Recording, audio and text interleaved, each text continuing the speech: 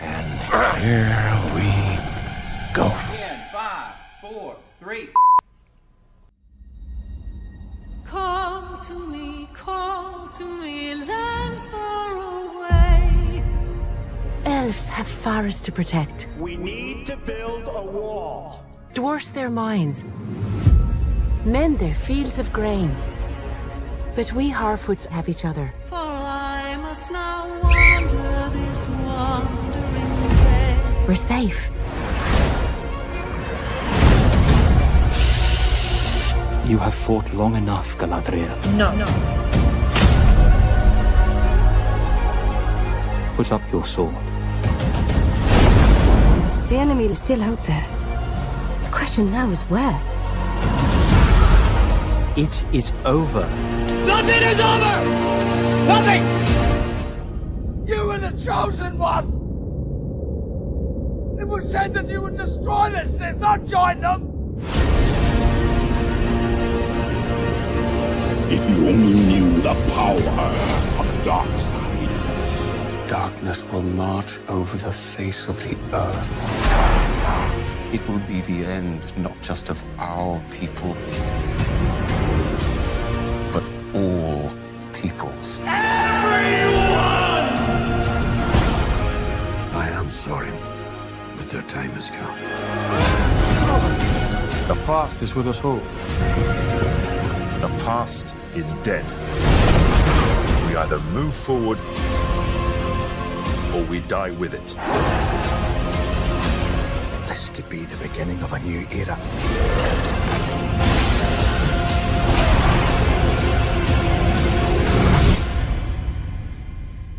Away I must wander this wandering day.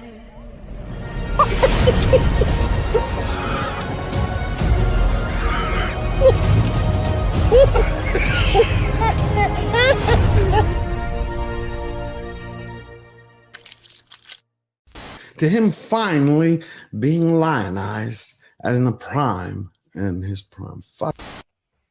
Do it! Shit. Just do it! Don't let your dreams Yesterday, you said tomorrow. So just do it! Make your dreams come true! Luke went from being, oh no. Welcome, Slayer Nation. I have some great news for you today. I hope you're all doing great. Nope, that didn't work. One more. You have failed me for the last time. Welcome, Slayer Nation. I hope. If you're tired of starting over, stop giving up. That is eating away at what you love in order for it to shine. And one man's vision is... Sometimes you don't have to make things better for them to be great again. You merely have to Okay. Hollywood continues to slow boil the culture and crazy. Well, right now, Spider-Man actor Andrew Garfield has stepped up and he's fighting motherfucker.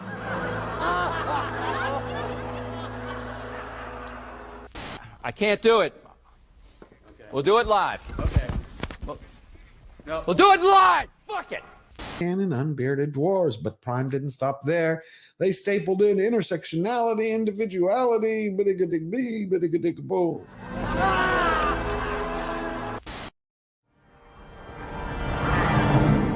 So it begins. At my signal, unleash hell.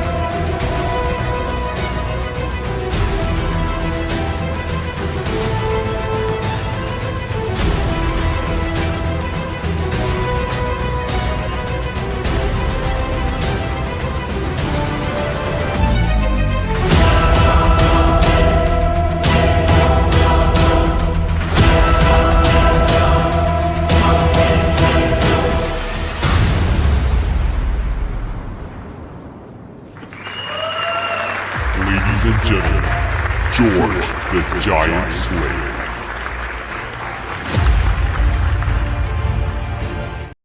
Happy Slayers Day. What's going on, everybody?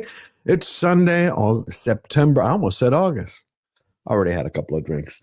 It is September 7th, 2025 in the year of our Lord, and I'm glad to be back. Great to see you. Hey, Narrowboat Nigel, Jill, Eva, Aaron, Eric K, King of the Mods, Lord Thoth, King of the Gentlemen.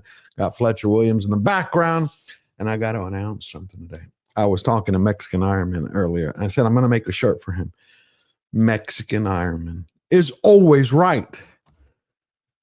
Just put a pin in that because it'll be the first and last time you ever hear me say it again.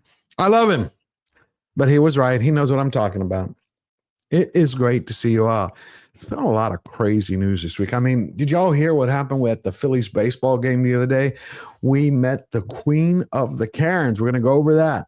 Plus, Victoria's Secrets rolled out their new models to end 2025. You got some news on the Highlander reboot. It's moving along. You also have Cliffhanger. Y'all remember the Sylvester Stallone movie, Cliffhanger? Well, it has a reboot, but now they're already moving forward with the sequel to a film that hasn't even come out yet. Plus, I gotta say, whether you like President Trump or you don't like President Trump, I love the White House feed on X. He shared earlier this week a few nice words for his favorite friend, Rosie O'Donnell, who's in Ireland. And it was a beautiful thing to see. I mean, it's very rare that you see a president who's got that kind of chutzpah, balls, whatever you want to call them, huevos. But plus, we also had The Conjuring: Last Rites, #1 movie of the weekend. It's one of the top horror films. It is like blowing everything away in Europe, which I was quite surprised. I read a review. It said, well, really, it's not a horror flick as much as it's this family pick with horror in it about good defeating evil. And by the way, go check out my Roblox video. I released it this morning. And of course, one of the first things YouTube did is they said, you violated election policy. I'm like, there's no discussion of politics in there, no election. But somebody doesn't want me talking about Roblox. So go check it out. I need your support. All right, Fletcher. Well, let's see. We got a few super chats in. Let's take them. Steel Leg of History member for 20 months. Proud of you. Be blessed. Hit 735 subs. Almost to 750. Hey, let's go make it happen. For Steel Leg of History, he's one of the few men who can detach his leg and go anywhere he wants to go. It's kind of like a transformer. But I love him. Go help him out. He's got a great channel. TGV Monster gifted one George Giant Slayer membership. Thank you, TGV. You have a big, beautiful soul. I appreciate that. That's a way to start things off. TGV Monster also sent in $2. Hi, everyone. Hail to you. Always good to see you. Narrowboat Nigel, member for 14 months. Hope all is well, Georgie. It's good to be back. It is good to see you. Good to always have you here and hear your input. By the way, I just saw the way everything is going in the UK. Oh, man, how they arrested a comedian for a post. We're going to get into that, too. Thank you, Narrowboat. He's got some great videos. I want to get a riverboat and live on one after I watch him. Steel Leg of History for $5. Thank you for your kindness and prayers. My parents are doing better. I was able to raise $1,000 to help them. It teared up my mom when she saw it. Well, that's what we're all about. Everybody. We love each other. You know, there are a lot of channels that like we're community, we're fellowship, we're family, but some of them mean it, a lot of them don't. To most, it's just a grift. But you know when you're at home here at Slayer Nation that the way we treat one another, it's just right there. It's family. We may not see each other physically, but we understand each other in our hearts. Jeremiah Embry for $5. What is your thought on the John Candy documentary? I'm looking forward to it. I haven't, I've heard about it, but I haven't dug into it too much. I'm going to. Thank you for reminding me of that, Jeremy. Appreciate it. Eric K, King of the Moss for $5. Man of War 665, Neighbor of the Beast, had a birthday. He did. Maybe I can get everybody to sing for him later. So, yay, happy birthday to him. He still has a big butt, though. Yep, didn't see that one. Thank you, Eric K. I'm sure you heard it. Eric K for another $2. I believe in Mexican Iron Man. So do I. He's a brother from another mother. So do I. Mr. Tickle Trunk for $2 Canadian. Mexican Iron Man for President. Hell, I'm all for that, but he's a little busy right now. He's raising a flag of a different kind, making everybody smile. He knows what I mean. Thank you for that, Mr. Tickle Trunk. And Star Wars Lego Rob for $2 for a Patriot. I like it. For a Patriot, always. Eric K for another $5. A vote for Mexican Iron Man is a vote for justice. And big booty, beautiful ladies, vote for your rights and vote for Mexican Iron Man. Hell yeah. I can get down with that any day. Mexican Iron Man is the man. Bob the Lobster coming in hot. He gifted 5 choice. What a way to be welcome back. Please, everybody, go thank Teen GV Monster and Bob the Lobster. Every membership counts. It's a beautiful thing. Now let's bring out, whoa, we got another one. Razorburn, my favorite rivet head, for $2. George got KMFDM on the player for, oh, you know how much I love it. I can feel the music. I can hear it. It's coming through. And hey, I brought the bottle for when the cameras go out. I got to tell you the story. 2014, I think I had mentioned it. I was coming back from Greece, and, you know, I didn't bullshit with customs. I didn't lie to them. They're like, what is this in your bag? I said, it's a bottle, and it says water. He's like, is that what it is? I said, it's a bottle, and it says water. The guy kind of like, wink, wink, and it went through. But it is homemade, what they call raki. I'm like, okay. I pulled it out for a special day. And Mexican Iron Man is here. You got to give him your love. So let's bring him out here. We have Verbal Riot and Derek Anderson, the DA, and Tom for Midnight's Edge and Midnight's Edge After Dark. How are you doing, gentlemen? Doing well, great. Man. Doing well. I started the party early. I got Coke, I got my coffee, and my homemade. Well, I just got back from a champagne brunch, so I am well lubricated right now. You're lubricated, huh? The only way to fly. Fat roller Diddy oil. Diddy's still locked up, you know. He's missing Verbal.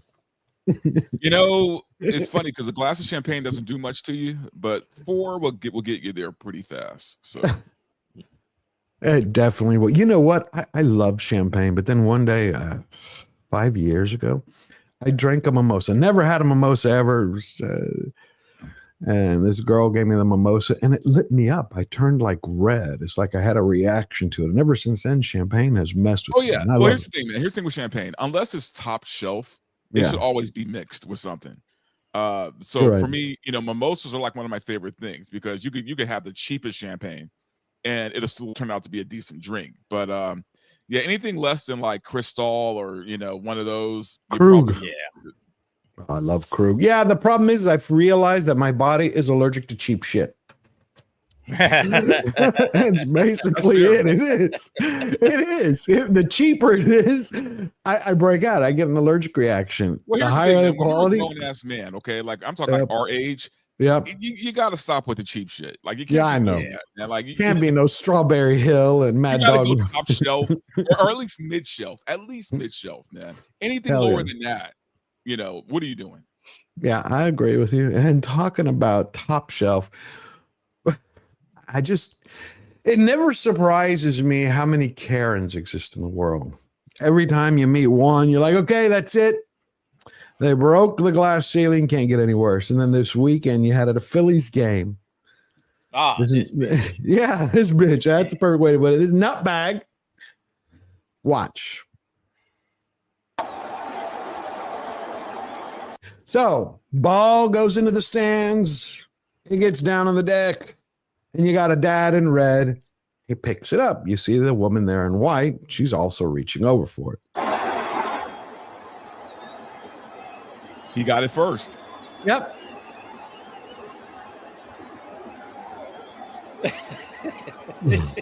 His reaction gets me every time, man. Well, yeah, he was shocked.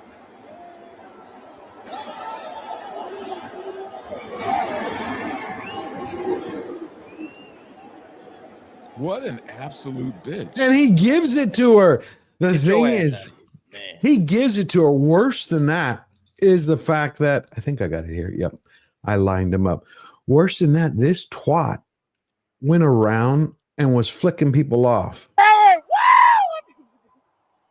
She started going from person to person who were calling her out. From the little kid, bro.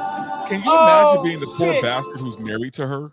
Oh, well, you know, he's cucked and he's got a chain around his balls. What are left? He can't keep her under control. Just tell her to sit her ass down in her chair. After going after a baseball, look, that's free game, first of all, or fair game. Right. Whoever gets to the baseball first, there's a scramble at the bottom of the stands. Everybody knows this. And then if you lose, you lose. You just wait for the next one, or you just say, hey, that's it. Charge it to the game and keep it pushing. For her to sit up here and go after a kid, baseball, and on his birthday. On his birthday, yeah. Bruh. But I was pissed off at the guy, but then I started to understand. It's like, you don't know who the hell this chick is. I just need to get her away from my family, you know, because she's liable to do something crazy. I don't blame the father at all. At first I was, because I'm like, bro, why did you just like not stand up for you? Look at her holding the ball up. You see that? Bitch. She's just holding it and flicking people and off giving people the middle finger.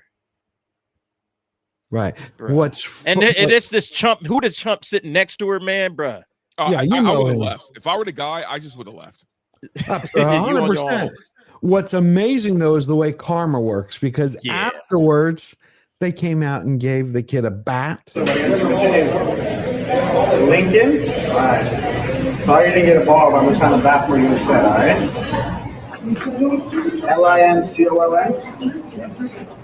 Lincoln. Amazing.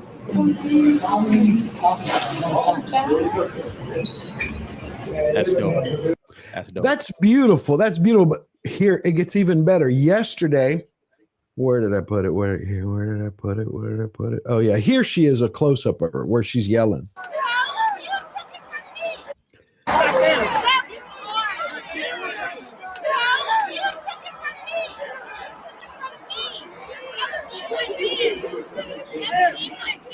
So is this a different one than the one with that dude from? Which one? Yeah, this is a different one. This is the woman who kept saying he stole it from me. She had her hand on it. But it's a fucking kid. Let the kid have it. Christ. I know, and she wouldn't. People, I tell you, on his birthday. Okay, that's bullshit. Man, I'll tell you what. If that's a woman that did that, I hope she doesn't have fucking kids. Yeah, it was a woman in glasses. You see that haircut? Do you think that chick has fucking kids? Hell no, man. You look at that chick. She got a bitch made man too. I would have walked up out of there like Dante said, man. But the thing is yeah, he got like a whole like everything. Yeah, they hooked him up. Here's the other thing he got yesterday. Where did it go? Because I was following this. No. I'm gonna find it in a second. Somebody, let me just get out of here real quick. So we're not. He got donated.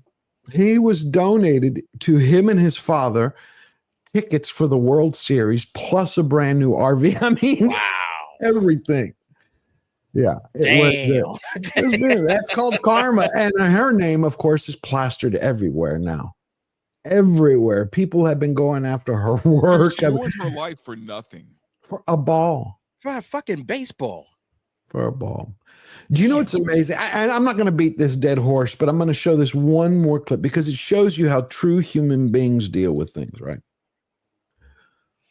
By the way, in case anybody's asking, where is Paul Chatto? He contacted me a little while ago and his head was stuck in the canoe, so he will not be able to make it today. I know he's on the thumbnail, but hopefully we'll have him back next week. Here we go. And I don't know how long I'll be able to stay. I'm going to try and stay as long as I can, but I've been driving all night. I just got back from Mexican Iron Man's house in South Carolina, driving 18 hours straight. I understand. Jesus. No worries. It actually took me over 24 hours to get here, but yeah. No, Damn. Mexican Iron Man's awesome. I love him. Nick's great. Of Echo Base Network. Got to meet him too. And CC Karaoke, WDW Pro, the Force of Light girls. Got to meet them. Got to meet Gary Ambrosia. It was a hell of a week. So yeah, but I'll try to hang in there as long as I can. Yeah. All right. Well, I appreciate that. You just anytime you need to go, let me know because that's an exhausting drive. I've done those 24-hour drives. 18 hours. I did once. I did one when I was 23. It was called LA for a Day. Left on Thursday night, got there Friday night, stayed Saturday, left Sunday. Here's this. I just wanted to show you how other people do it. So this is a while back where. So this guy catches the ball, right? Melendez throws it to this man so pumped that he's like, you know what? No, I gotta give the baseball to the kid. But then later in the game, he gives the ball to the kid. A little while later, the kid catches another ball. And what does he do? He throws it back to the guy. Gives it back. That is so amazing. Look at that. He's like, no. See, to me, that's humanity. That's how human beings do it, George. That's how human beings do it. All right. Not like that fucking bitch that decided she wanted the ball for herself. Oh, yeah. Right? She faced backlash. Big time. Her she's not the only one, man. Like, we've seen videos for the past, 3 weeks of people just snatching shit from kids. It's like, what the that's fuck bullshit. Yeah, what I like about that last video, though, is that, that's like an actual karma in action video, right? Like, that gives the kid a baseball, then the kid catches the baseball, and it all just kind of comes full circle. Yep. And talking about karma, I don't even know what they were thinking. But Victoria's Secret announced their new lineup of models to end 2025. Oh, no. And even though they said that, please have vaginas, please have vaginas, please have vaginas. You're asking for too much, Tom. Remember, they said that they learned their lesson. It was right after the election. Dude, they literally put out a mission statement talking about they're going to get back to business as usual, right? No, apparently not. Because this guy is called Alex, and is their top new model. Not only is Alex their top new model, Alex decided to share behind-the-scenes photos. Oh. Are they so sure that Alex is a top or a bottom? It's right here. Alex shared what keeps him tucked in. Oh, there we go. Man, I miss the days when businesses knew their brands, right? Yep. And knew their customer base. I don't understand this at all. Like I feel like, look, when you have a very specific niche and you're at the top of that niche, you don't deviate. You stay exactly where you are, right? Yeah. Like, you could upgrade a few things here and there, little things, right? This is like, hey, you know what? We don't care about money anymore. We just want to go out of business. Absolutely. What's the fastest way to do that? Because here's the thing: women who they're trying to attract are moving on to other companies because of this shit. It's not us men. It's not us chuds, right? Who are complaining. Women who are their customer base. They're the ones who are complaining about this. Of course, it is. You want to see a dude with a dick? Right. And they kind of already have an uphill battle, right? Because Victoria's Secrets is now like your mother or your grandmother's brand, right? Like Adam and Eve and all this other stuff is kind of new and, modern and stuff. So that's what if anything, they should be trying to lean into getting back into what made them, what they were. And I think everybody else is kind of learning that. Why Victoria's Secrets of all people can't learn that is beyond me, because didn't Playboy learn their lesson? I mean, Bud Light's trying to kind of establish themselves. Everybody else has kind of learned their lesson. This is like doubling down like Disney. It is. And it came at the same time that you had, y'all heard about Graham Lynham? Yeah. The comedian. Oh, yeah. Yeah. The comedian who got arrested this week for this ridiculous joke that he made. This guy was arrested at Heathrow Airport. He is the creator of Father Ted. And he basically said if a trans-identified male is in a female-only space, he's committing a violent, abusive act. Make a scene, call the cops, and if all else fails, punch him in the balls.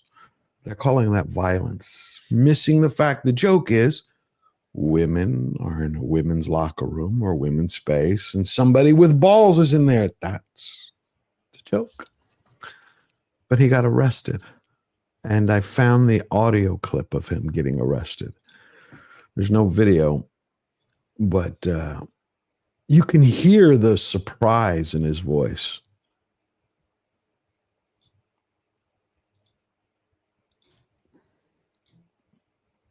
The UK, I love, again, I say it every week, I love the United Kingdom. I love its people. But this has gone far enough. It's less than April 2025. You published a post on X that was deemed to be intended to stir up hatred and incite violence. It's instilling hatred. What was the post? I'll tell you. You sure? Comedy writer, Godfather Ted, you idiot. You're under arrest. I'm under arrest. You know what this country looks like to America? Do you know what it looks like to America? No, where have you been about? I hate you. I'm going to sue you into the ground. I'm going to sue you into the ground. I'm going to sue you into the ground. I'm going to sue you. I'm going to sue you all. I dare you. I'm going over here. Sir, calm down. I'm going calm down. There's no need for it. There's no need for it. No need for it. All I'm going to say is I want to go to the UK now. I want to go. I want to do my woke monologues in the UK. I've been talking. You get arrested, George. Don't do it, man. No, George. They're going to lock you up. I don't care. I really they've been conquered, man. I've been saying it. They've been conquered, bro. They have already been conquered. If you can't even fly a UK flag in the UK. Have you seen that shit? I know. How the hell is it that you can't fly a UK flag in the UK? You can't fly the flag of England in England without somebody coming to pull it down and arrest you or accost you. That if you can't fly your own nation's flag in your nation, you've been conquered. I Point agree, blank, but, period. But the only way is you have to fight back. You cannot allow this to continue. And I think, but when it will fight back because they haven't done shit. Like I would be, they need to take to the. Well, let me not say anything unless I get arrested. But I'm just saying, you got to take to the streets. You got to handle business. The time is now. You can't wait for it to get worse. How much worse is it going to get? Okay, this is ridiculous. Yeah, I completely agree. I think it's if time. You had, if somebody said, "Hey, you know what?" Dante, we heard you made a joke on social media. Look, Dante be getting wild on social media. He does. They come up to your door, knock, knock, knock, sir. You are under arrest for this Twitter post. It'd be on. Yeah. Oh, absolutely. No, look, man, what's going on in the UK right now, they're literally living out V for Vendetta. Like that's what's happening right now. Right, but we know what happened. We need that third act. That's what I'm saying. If enough people stand up, you don't have to be violent. I do believe it's coming. I've had people who've been with the channel since day one, and I get messages that like, George, I love what you do. I love what y'all do together. I know you love the UK, but you're kind of overblowing it. I'm like, I don't think I am. I watch the news every day, and I see what's going on there. A man was arrested for a joke, so he went to trial this week, and of course he stood up. He stood up. I'll show it in a second. Good. But DA was talking about you can't show your flag. We saw what happened with the girl who had to stood up for herself, the new Queen of Scots. Now, you had an English pub 2 weeks ago who refused to let in men who are waving their flag of their country. Their country. You're like the one from, Trump. His bird. I'm happy to let you quite pretty as well. So I have to take my England flag off to come into establishment in England. Madness, isn't it? Jen's happy to serve you again. But Do you not think there's an issue with that? Like, it's not. Do you not understand why people might be upset by that? What if I had an England flag shirt on? Would that be all right? Jens, again, I'm happy to serve you. If I had an English flag, would that be all right? If I had a Palestinian flag on, would that be all right to go? Oh, yeah, you'd be getting it. Oh, you wouldn't stop. You know what's fucked up is they waited and they let people in who had Palestinian flags. Wow. Not their own countries. No, I think a culling is coming pretty soon to the UK, man. I think it's going to be big. I knew it. I kind of felt, I knew when I saw Axe Girl that, yeah, this shit's about to pop off, because, you know, once you start arresting girls, little girls, for defending themselves 11-year-old, you know, against Muslim rapists, then yes, it's time to start fighting. When your country is protecting the predators over the citizens, it's time to start changing some things up. It would have happened here if we had Cackles, Kamala. Yeah. Oh, if Trump didn't win, we would be sliding into this area. Yeah, I don't know how we. See, I think I think we wouldn't have gone as far down as the UK has, because we got 2A. Yeah, we do have 2A, but how many? That's the difference.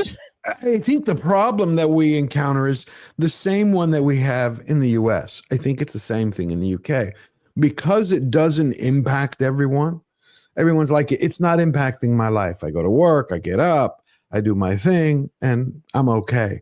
And in the States, you know, half the states, you don't have any of this crap isolated here and there. Like Houston is one of the most liberal cities in the country, but everywhere else in Texas, outside of Austin and Dallas. So you got 3 major cities, ultra liberal, but 98% of the state, the rest of it is red based. Do whatever you want to do, live however you want to live. So when it doesn't roll up to somebody's home, they're like, you're blowing it all out of proportion. This has nothing to do with anybody else. That's the problem. Because if you wait by the time it reaches your doorstep, you're fucked. Pardon me. But George, here's the thing. This is right now, the UK has to deal with their own shit. Yeah, right. Like we can sit here and speculate, and we can you know, armchair quarterback all day about what's going on over there. If the people won't stand up for themselves, they deserve to be conquered. Yeah, but I think they are standing up. I mean, you see Tommy Robinson, he's got September 13th, a massive gathering, and they keep arresting him. And I believe that he has lit a spark in them. And again, I don't think it's always the citizens' fault. Either the UK, either the government has to do something, right? Or what's going to happen is, you know, again, I'm not calling for anything. This is just my speculation. It has nothing to do with George's show. So if you guys want to come after anybody, come after me. The citizens are going to start turning on the foreigners, dude, and that's where shit's going to get very real. Well, it is. Yeah. It is. It's like I saw Piers Morgan today. He was have y'all heard about what happened to the 23-year-old Ukrainian girl? Yeah. Horrible. Ukrainian that guy girl needs to get put down, man, like a fucking dog. Absolutely. So Ukrainian girl flees Ukraine because of the war, comes to America to start a new life. Within 2 weeks, she gets butchered. Nobody in the mainstream media is covering, not one, no ABC, CBS, NBC, nothing. You can only find it online. I have the video. I'll show you in a little bit. It doesn't show, obviously, I'm not going to show you the gruesome part. The point is, Piers Morgan puts out this post this morning. He's like, what do you think about the media not covering it? Why are they not covering it? Of course, half the answers were like, oh, because the person is black and it's white and they're this.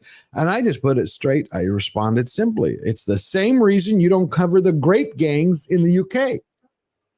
But you hyper focus on Israel because you know you can get away with one, but you can't get away with the other. Yeah. It's people. I'm discovering how many of these quote unquote hosts, anchors are nothing but grifters. They are. It's Buzzy Israel. Tomorrow it's going to be something else, and that's it.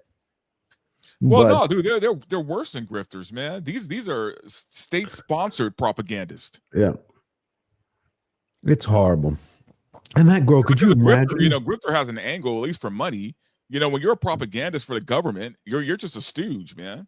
I agree wholeheartedly. I'm going to show this, then we'll jump into something lighter. By the way, do you know it's 33 years to the week that this premiered? I didn't realize it till the other day. I put it on to stream on I think it was HBO Max, and it popped up and it said the anniversary. Hold on, let me show it to you. A little palate cleanser till we get to something more serious. Here it is. There it is.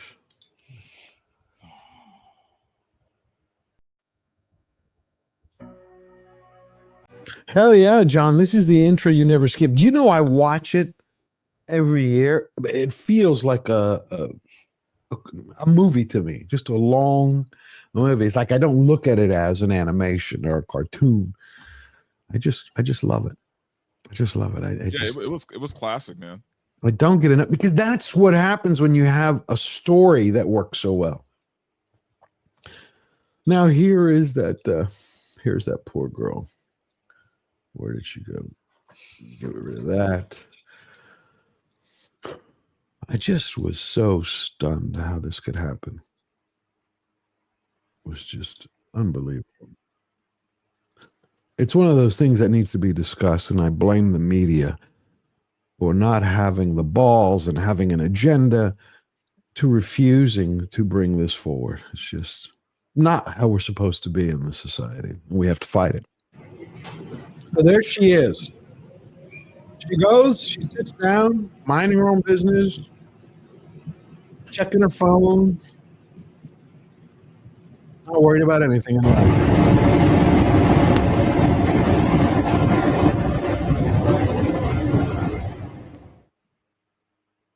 She never knew it hit her. Never. And he walks around dripping in blood.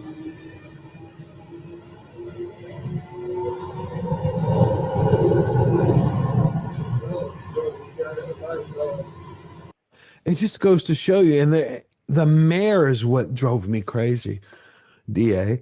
The mayor was saying how tragic this was, how horrendous it was, but locking people up isn't the answer. It does not cure everything. Some people have mental. The mayor said that? Yes. That wow. This guy, well, I mean, he got out, what, 14? Like, he had 14 prior convictions, right? Yep. 14 to 20. I've read two different things. Why the hell is this dude on the streets at all? If you've been locked up, look, 3 strikes, I think that's what we had here in California for a while. Yep. Hey, man, if you can't get it together, if you can't figure out that crime is not the way, you know, if you can't be a functioning member of society, you need to be locked up, you know. And some of these people, yeah, they might have mental illnesses or whatever. Lock them up. All right, lock them up, and they're not getting out. They're not getting out. I'm sorry. Rebuild the mental institutions. If you don't want to have jails, rebuild the mental institutions and lock these motherfuckers up. I'm so serious. I'm so tired of seeing this shit. This is stupid. It's the mayor. It's the mayor. The mayor who was like, yes, this is tragic, but we can't arrest. I think her phrase was, we cannot arrest our way to safety. Oh, yeah, we can. No, bro. We can. That's the whole point of a justice system. That's literally what that's about, right? Like the whole point of jail is to keep fucking criminals off the street and punish others who committed crimes against others, right? Like that's the whole fucking point of it. Like now have they caught this guy? I have not found out if they caught him yet. I have not. I've been looking, and all they keep talking about is he was in anywhere from 14 to 22 times. See, I have heard 2 different, and this is her because you couldn't see her face. 2 weeks after arriving in the U.S., it's what blows my mind. 2 weeks going, I'm going to escape this meat grinder over here, and I'm coming to the U.S. Just boom, gone. Now, I've been saying for a while, man, like, you know, maybe we need Frank Castle right now, right? We need a guy who's just going to put on the skull t-shirt and handle business, right? Because I just feel like we're at that point now. Yeah. Right? It's just I don't even believe in jail anymore. I just think people need to get God. Get God. I mean, come on. When you have look at this, then you have a complete toothless, what do I call it? Vegetable. Vegetable is a good way to put it. On the flip side, who's been making videos, again, some kind of like a meth head, who's blaming the whole system on food stamps. Like she says, taking away her food stamps is wrong. And it's equivalent that she gets food stamps to us having credit cards. She made a video about this stabbing, and then it got deleted. So I've been looking for it if anybody finds it, because she said maybe the girl deserved it. Maybe the girl said something we don't see. The news has the full. The news has the full video. And see, that right there is the fallacy that the left runs with that I cannot fucking stand, is that they think words are enough to delete people. I know. You're right. But also, from what we can see, the girl didn't say anything to the guy. No, she just sat down. And she had her headphones in her. I know, and she that's had not her the little. point, though. The point is, though, that they're actually making a defense of if you actually use a term that's derogatory in any way or something like that, that they try to use that as some excuse, is that it's okay that if you said that it's that you incited like the violence. the Cincinnati beat down or whatever. I should be able to walk up to anybody and call them every fucking 4-letter word in the goddamn book, and they can't do shit to me because guess what? That's called the freedom of motherfucking speech. And if you don't like it, tough shit. Take me to court. Right? Like, that's how it fucking works in this goddamn system. You can't be fucking raising your fist to people. The moment they do anything violent to you, that's when, they cross the line and have to go to jail.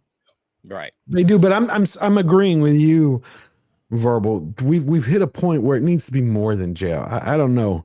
Chain gangs, beat downs, something public, maybe a gladiator. Hey, look, El Salvador got CCOT. Maybe we need a CCOT right here in the States. You know what I'm saying? And just like round up every dumb motherfucker that doesn't want to obey the law. You're not a law-abiding citizen. Why do law-abiding citizens got to live in fear? Why? We're doing everything right. Why do we have to be afraid of these motherfuckers? Yeah, lock them all up. Throw away the key. I don't need to see them again. I'm good with it. I'm very good with it. And listen, that'll send a very strong message to everybody else that's out there. Oh shit, we can end up in CCOT, AMCOT, whatever you want to call it here in America. We can end up over here if we fuck around and find out. All right, cool. I'm down 100%. for that. 100%. Meals on Wheels, the national program that helps the elderly. Meals on Wheels. Y'all heard of that? Oh yeah. Yeah, they just shut down in Portland. Too much crime. People were robbing them. That's crazy. Robbing Meals on Wheels. That's crazy. Because Meals on Wheels, they're there to feed like elderly people and who don't have anything. That's like asking for a ticket straight to hell, basically. Yeah, of course it is. Yeah, I mean that's like, hey, Satan, I am reserving a first-class ticket. But that's because people don't fear the law anymore, man. Yeah. Like once people don't fear the law, then they're free to do whatever they want. It's not just that, I think, Verbal. I think that some people think they're just what's the word I'm looking for? Like they're entitled to it, basically. It's like, no, you're not. Right? Like these things are here in place for people who are in need. It's like if you're able-bodied, get your ass out there and fucking work. Yeah. I'm so sick and tired of this shit. Because that's the thing is 90% of these people that are bitching about it, like the bitch you had on fucking screen, there ain't nothing wrong with her. Get off your fucking ass and get a goddamn job. Yeah, it's meth. You'll hear her. She thinks that her food stamps are equivalent to credit cards. Popular opinion. If you have a credit card and you hate people who ask for handouts, you are a person asking for a handout. A credit card is somebody else's money. What? So for all you right-wingers who are all, stop This is giving clearly a people bitch who's never had handouts. good credit in her life because she doesn't understand how credit fucking works. I know. She needs a toothbrush. Shit I've heard in a She needs long teeth. time, dude. She needs teeth, not a toothbrush. If you have a credit card, you're a hypocrite. No. Yeah. That's not how that works. Yeah. Yeah. It's not like you're paying the government back with interest, you dumb twat. Yeah, I know. But she's got meth mouth. She's got meth brain then. I know. It's cuckoo for I swear to Cocoa God, Puffs. man. And look, somebody like this is participating in our voting elections. Her and millions of others just like her are voting. And so think about what happens when idiots like this vote and vote in your communities. All right. They completely destroy it from a political perspective, from the legal way. All right. They legally are destroying your entire country, your city, your government, everything. All right. I swear to God, man, we need to start really refining who has access to certain things like voting rights. All right. Not everybody should be voting. I really feel like we need to really start reeling in some of this shit because we're seeing what happens when it gets out of control. And, people have lost all sense of normalcy, man. Like I said, law-abiding citizens should not have to deal with the bullshit that we're seeing. People have lost all sense of the humanity, When you got a guy just stabbing a chick for no fucking reason at all, where's your humanity at, man? It's like subhuman bullshit that we're looking at right now, man. Yeah, and she was completely innocent in all this, but my only thing is I just wish she had better situational awareness, man. And I say that only because I ride the train here in LA. And when I ride the train, I'm a big dude, right? I don't have my headphones on. I'm literally like, I always sit with my back to the window, never sit and back and with my back to anybody, because you got to be aware of everything around you, man. And there are some crazy motherfuckers who ride the train in LA. Oh, so yeah. I'm always ready, man. Like, I mean, shady people, dude. I've seen people, you know, have knives pulled on them on the train. You know, no cops in sight. Right. So, I mean, you got to be aware of where you are, man. And I don't know what part of town she was in. I don't know if it's considered a nice part. Obviously, it's not. But you got to be aware of where you are, man. And the train is where usually, look, man, if you're on the train, it's probably because either it's you know, very convenient for you to get from point A to point B, or because you're broke. Right. And a lot of poor people ride the train, and unfortunately, a lot of these poor people are desperate or crazy, you know, on their meds or off their meds. So you just got to be careful, man, when you get on that fucking public transportation. Yeah, I used to think you got to keep your head on the swivel. Yeah, you got to keep your head on the swivel, especially if you're in some sort of a blue city. All right, you living in a Democrat town, you got to you got to look to your left and to your right. That's the unfortunate facts of life. But look, the other thing was this guy shouldn't have never been on the train in the first place. I think he jumped the turnstile. He did. Or they had a ticket that they didn't check. So there were multiple problems with this situation. The guy should have been locked up first and foremost. But if somebody had did their job, that guy never would have been on that train, because they'd have been like, nah, your ticket ain't good, bro. Because they checked tickets and they didn't check his ticket. And so because they didn't check his ticket, he was able to get on this train and commit this murder, you know? So yeah, it's like everybody failed this woman, you know, society. And again, it wasn't her fault. It wasn't her fault. They failed. Yeah, no, they did. You gotta be, you know, be looking around at all times, man. You can't take your eyes off people. Now, who knows? It still could have happened, even if she did all that, right? Yeah, it still could have happened, but Luigi was right. He actually was supposed to be in jail. The judge said he was supposed to be in jail. The prosecutor let him out, giving him a first chance. He's like, you know, we do more good for people by giving them a chance than locking them up. It's that mentality. It's that woke mentality that brings you Victoria's Secrets, where people laugh with the dude and his bulge. But it's the same time that transfers over to city officials who do not believe in protecting it. It's like, come on, look at Trump. He's made Washington safe. And you have the Attorney General of D.C. is suing him, even though the mayor just signed an executive order Thursday saying she ordered all her departments to work with the federal government, because people are going, hey, we can walk in our neighborhoods again. But Dante, you were saying how you should go to cops, because I used to take the bus from Santa Monica. I'd have to go to downtown LA and then switch to go to another one so I can go to Pasadena, because that's when I went to the American Academy of Dramatic Arts. So it was every day back and forth. And that was an experience, going to downtown LA. Well, dude, here's the thing, man. Like, I'll be honest. I think even the buses are safer than the trains in LA. I haven't been on the trains in LA. Because, you know why? I'll tell you why. Because with the buses, you have to pay your fare to get on the bus. On a train, they can slip through the thing and just hop on the train for free. Yeah. Right. And they rarely ever get like carded, or they ever, you know, the cops, even when the cops get on the train, they don't ask for proof of a purchase. So you have a lot of bums, basically, a lot of homeless people who ride these trains. Yeah, it's crazy. But the problem is, even if you had a cop, I think it was you or DA was saying, you know, you go get a cop. This guy showed the other day, he asked the cops for help. This is in New York. This is crazy. I'm over here reporting a crime that a crazy nigga just came up to me. I'm asking you, do you need help? Are you in pain? I don't need help no more, miss. You get back in your fucking car and get the fuck out of here. What the fuck is you talking about? You got an attitude for no reason. You got an attitude for no reason, miss. You got an attitude. Can I get a supervisor? Can I get a supervisor, please? For what? Can I get a supervisor? Because I came to report an incident because a nigga came up to me as I was recording. This is not our area. What do you mean? Did you hear that? What'd she say? It's not our area. Call 911. Wow. You right here. What do you mean it's not your area? And of course, they're female cops, right? Right. It's DEI. Listen to him. He's like, it's not an area for what?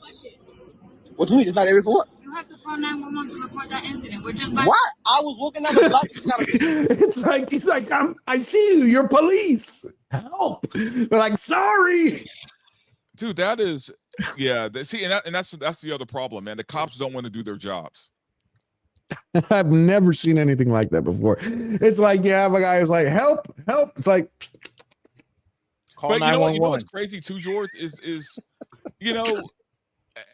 these crime areas, and people got to start making the connection here, man. These super high crime areas are all gun-free zones. Yeah. Right? Because I guarantee you, if it was open carry, it'd probably be a different story, man. Yep. Yeah, it's pretty much like I think I said it. Yeah, I said it in my Roblox video earlier. It's like how you had the CEO Dave Bazooki's like, we got a new AI. It's called Sentinel. And you're like, well, can it guarantee that you're not going to have any preds on there? No, but it can ban the word gay and fart jokes. You're like, so you're saying we're going to lock up the Tylenol, but leave the fentanyl on the counter. Yeah, it's the same thing. We're going to put more cops on the street, but none of them are going to help you. What? And believe me, I wish LA was open carry, man. I would love to be able to, have my police on me. And I support the police, but when you get the DEI, how much it has impacted us. Oh my God. Here's the thing. Anytime you call the cops and they show up and it's two female officers, you already know you're fucked. Yeah. He's like, look, I'm not making an OnlyFans site here. Can you help out or not? Otherwise, go away. I'm sorry. I hate to say this, man. Female cops are as useless as, fucking sneakers on a pig, dude. Like, or Rosie O'Donnell at a bar. It just doesn't. It doesn't. Female cops don't make sense to me. By the way, small hint, Rosie O'Donnell at a bar. I thought this was great of Trump. He put this up before we get in the movies. He put this up from the White House's account this week. He's like, as previously mentioned, we're giving serious thought to taking away Rosie O'Donnell's citizenship. She's not a great American, and is, in my opinion, incapable of being so. I was like, wow. you just gotta like. But you know what else he did? He replaced the White House LinkedIn account. Instead of having the White House, he put his face on it. You should see all of the Biden and Obama workers and appointees and political appointees. They have flipped out. They're going all over LinkedIn trying to white out their version because it says, worked, but instead of having the White House, they mention it as Trump. That is hilarious. That's funny. I like that. He's like the guy has got a great sense of humor. Trump is a troll, dude. He is. He's good. He's good. He is. Now, have y'all heard of the comedian Drusik? Yeah. Drewski. Talking about Drewski. Yeah. I have an idea. I don't think many people have seen this. Did you see it? Oh, yeah. Oh, I did a video on it already, man. Oh, I haven't seen it. I got to go check that out. Drewski's buck wild, man. He is awesome. I have an idea. After we show this, we got to do it. So this is Drewski, for everybody who doesn't know. Comedian. And he proved how little racism is actually in the United States of America. And this is Drewski right here, who had the greatest makeup artists and special effects. Yeah, this is better than anything Eddie Murphy's ever done. Oh, yeah, definitely. I don't know, man. Eddie Murphy had that one, White Like Me, where he was the white guy. Right. Yeah, on the Saturday Night Live. That's true. That was hilarious. Go ahead. Here's the love. Here's the honor. If you can't come in her, come on her. Yeah! Yeah! Born in the USA! Born in the USA! Hey, Suanna. She's not listening. Hey, come on. You need to listen to your nana.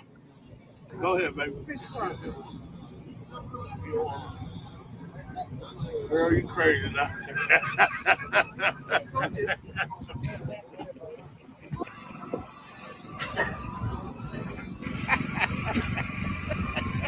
Drewski's wild, man. Woo! Hey, me, Ma. How you doing, baby? How you doing, baby? Good. All right, now. Come on. Born in the USA.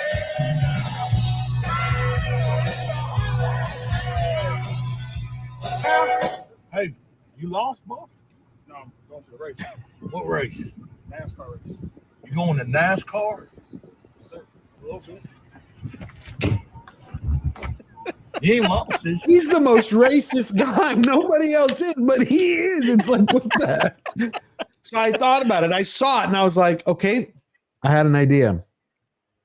I'm going to do the same thing he did. We'll do it together. I'm going to go black. But see, here's the rule, George. Here's the rule with this. If you do it, the only rule is you got to be funny. That's the rule. You got to be funny. That's it, man. If you're funny, no one cares. Okay, right. You know what I mean? Look, I don't know one black person who's ever complained about Robert Downey Jr. in Tropic Thunder. Nobody has. It's funny, right? We loved it. In fact, we thought it was fucking hilarious. If you're gonna do that, you got to be funny with it, man. Of course, you can't be. Yeah. Doing blackface just to do blackface or whiteface just to do whiteface. Like, we saw the Wayans do it with white chicks and it was funny. All right. Well, the reason it's funny in Tropic Thunder is because his character is so unaware of how racist it really is. Right. Like he has literally gone to the extreme of having his pigmentation changed and other alternative surgery to make himself literally black. Like he doesn't even understand how far he's gone to the depths of crazy. All while he's telling his co-star, "You went full retard. You never go full retard." While he's going full retard. Like that's the whole joke, right? Like, Dude, I remember back in the early '80s, man. C. Thomas Howell was in a movie called Soul Man. Hell yeah! Yep. Soul. Yep. Yeah, you had Soul Man. You had a few of these. Awesome movie. Hilarious. Black people love that movie, man. Yeah. They love that movie. He was doing the entire, he was doing every stereotype that he had the shades on, doing the Stevie Wonder, doing that back and forth like Stevie Wonder, man. One of my favorite movies growing up, man. It was hilarious, man. Yeah, if it's funny, it's fine. But yeah, like Dante said, George, you got to be funny. No, just do it. No, it's not. No. You have to do it funny. You have to do it funny. See, and that's the thing, man. And it's again, that's why comedy's so important, man. And that's why if we lose comedy, we're fucked. It is because it's freedom. But I thought in the UK, do it in the UK. Oh, you're fucked. You do it in the UK. If you do it in the UK, throw you under the jail. Like honestly, man, it's like once you lose comedy, society falls, man, because you have to be able to laugh at each other. Yeah, absolutely. And I mean, even if you look at some of the old shit like Archie Bunker, man, and Meathead. My black grandfather loved Archie Bunker, right? Mine did. Because you got to be able to laugh at each other like this. You got to laugh at each other and you got to laugh at yourself. You got to see some of the ridiculousness even in your own community and even with yourself, perhaps. That's what makes comedy great. Like the great comedians all knew this, all understood this. And it's only in this era, this soft, sugary DEI era where everybody's trying to make everybody, a good guy. And it's like, hey, look, just let everybody just laugh at each other. It's so freeing to just be able to laugh at yourself, laugh at your own community and some of the stuff that you see. Like, I'm pretty sure everybody that saw that video, even if you were from that area of the South and you're as redneck can be, I'm sure they were all laughing their asses off because it's funny. And that's the only thing that matters, as long as it's funny. 100%. All right, we're going to take some super chats, then we'll move on to Hollywood. Eva Williamson gifted 10 George the Giant Slayer memberships. Way to go. Thank you, Eva. Whoever got it from Eva, please thank her. That's beautiful. Beautiful. And Tender Warrior 68 is back. Gifted 10 George the Giant memberships. Thank you, my friend. You all have big, beautiful souls. So, what was that? That was too much of the bottle. You have big, beautiful souls. Thank you. Everybody go thank them. The house is almost done being sold. Then we're going to have a membership stream. I'm going to try to squeeze one in this week because it's time to get together. I've missed you all. All right. Blitzen gifted 10 George the Giant Slayer memberships. Wow, you guys. Thank you. Y'all made my day. Y'all made my day. I've also been thinking, by the way, I want to do either a morning show. I talked about it 6 months ago. I thought of like morning or mid-afternoon because I see the news coming by every day. And there's so much I want to talk about. I just don't have time to make the videos. I thought Greek coffee. What do you think of that? Like, like Greek coffee. Everybody needs a little Greek in them. I don't know. No, mornings during the weekday are pretty prime because of the fact that there's not a lot going on during that time, man. It's like even from a mainstream point of view, like what the fuck is going on at 9? The View. The View. Oh God. Yeah. Isn't it getting canceled or being canceled or gonna be canceled? They keep saying that. I don't know, man. Somehow those hens keep surviving. So how God knows. Eva Williamson, $10. What I've read, the other team gave the boys signed ball. Yes, they did. It's like karma was instant. She got Karen down in front of the entire world, and he just had everybody come to him. That kid. The father did the right thing, man. Yes. It was the boy's birthday. He didn't want to sit there and argue with this woman the whole time. You don't know if she's in that case. His face and You don't know. Come on, think of the mentality that takes for her to go up to a dad and a son. He tells her it's his birthday, and for her to still flip out. Because you could say, okay, she flipped out for a moment, but she gets over there. He says, hey, it's my son's birthday. She's like, no problem, and walks away. Right. And she would have been fine. Yeah. But no, she's like, hey, have you seen the size of my vibrator I beat my husband with? No, he took the ball. Well, Mikey asks in the chat why nobody ever does brown face. I'll tell you what, I'll do brown face just for Mikey. I'll be the cool boy Jose. We can do a Benetton ad. Mexican Ironman, how come no one ever wants to do brown face? Well, we can do it. We get a few, well, I can't say that on. I'll tell you that later. Flying What are blind. you talking about? Ariana Grande does it all the time, man. I don't know what she does anymore. She does more kind of like Latina? she does kind of like starvation. I don't know. What Mikey is like the most racist person I know. We were walking across the street at the beach, and he's like literally 20 feet away from the crosswalk, and he's like, I know. Leave it to the Mexican to not know where to cross. He says this to a bunch of fucking white people. It is funny the way he does it. I told him, we got to go to Home Depot one day. He was flying blind on the rock and cycle for $2. Hi, all. Hope you're having a good day. Having a great day, especially now that you're here. Thank you for that, my friend. It's the Phobos, my brother from another mother, for $2. Victoria's Secrets, the brand with balls. Yep. Yeah, pretty much nailed that on the head. It is now the brand with balls. They're going to go the way of the dodo, just like Playboy, until they came back. John Kakoza, great to see you, John. The UK needs a full revolution. It does. I love my cousins across the pond. I'll say it every day, every week. I love my cousins across the pond. I want the British lion to roar.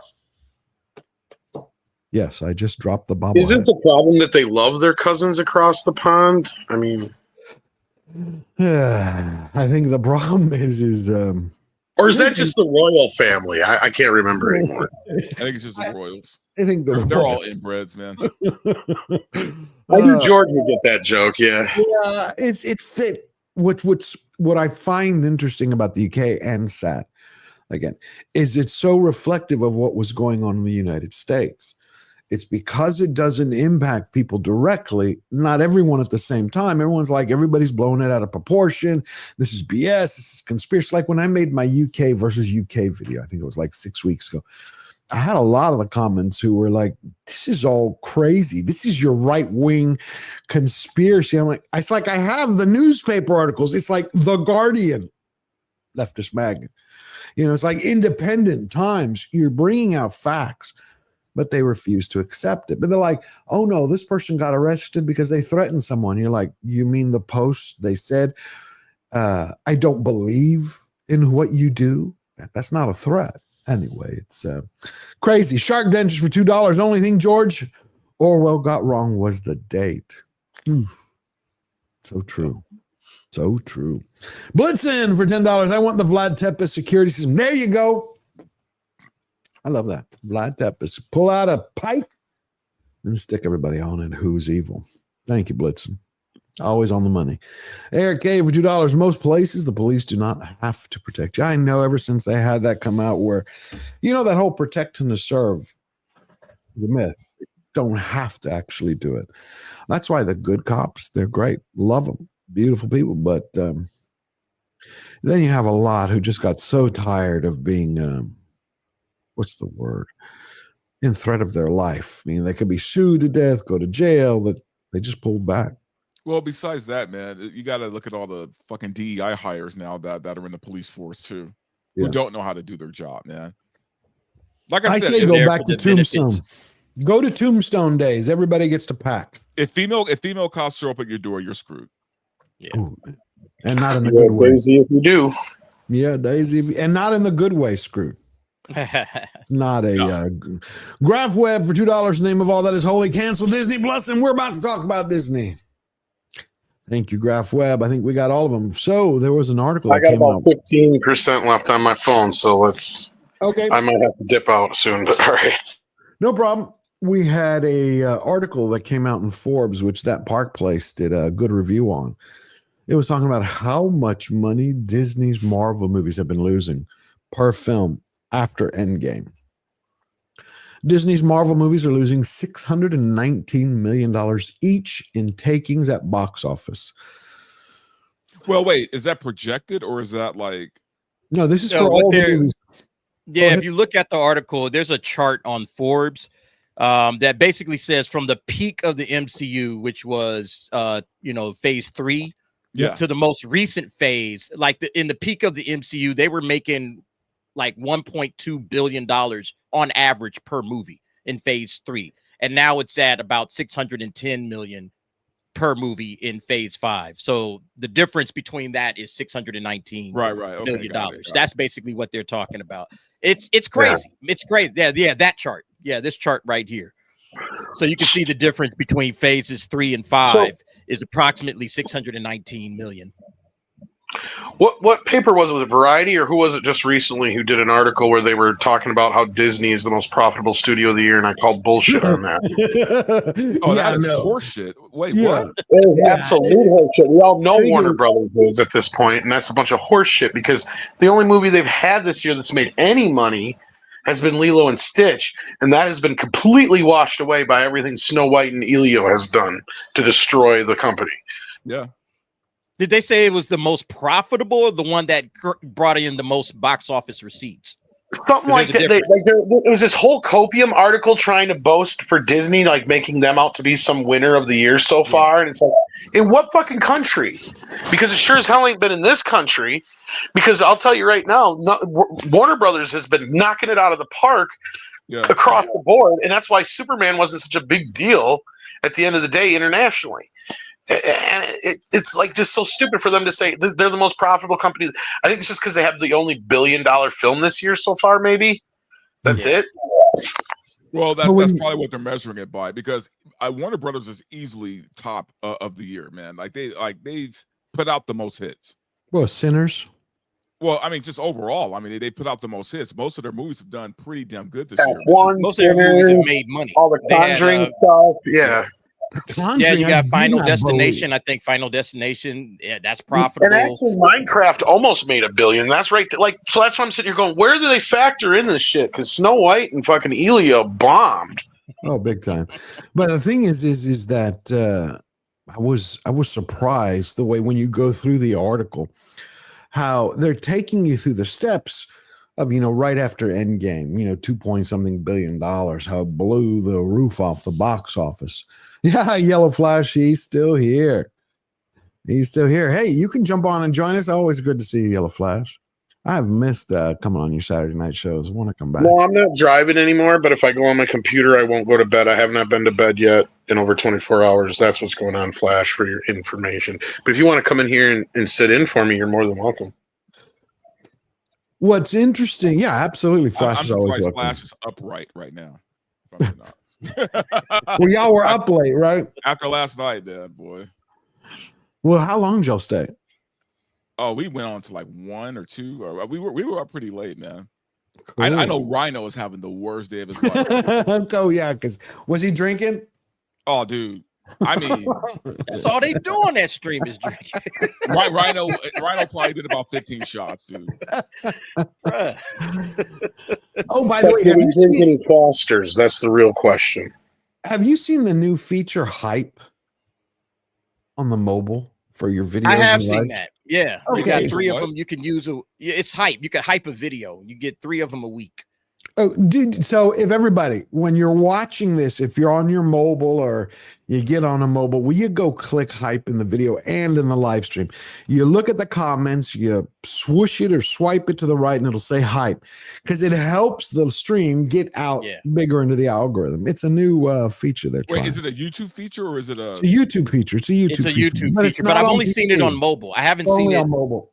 Yeah, it's only on mobile. Yeah. So if you have your phone, if you have a phone and you want to let me see if I can find. Yeah, it's on live. I think I used all of mine up. It's on live streams, but you have to wait till the stream is over.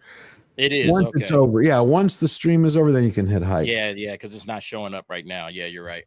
What I found interesting was when I did go through this article, right? Is so they go from Endgame, we hit the top of the mountain.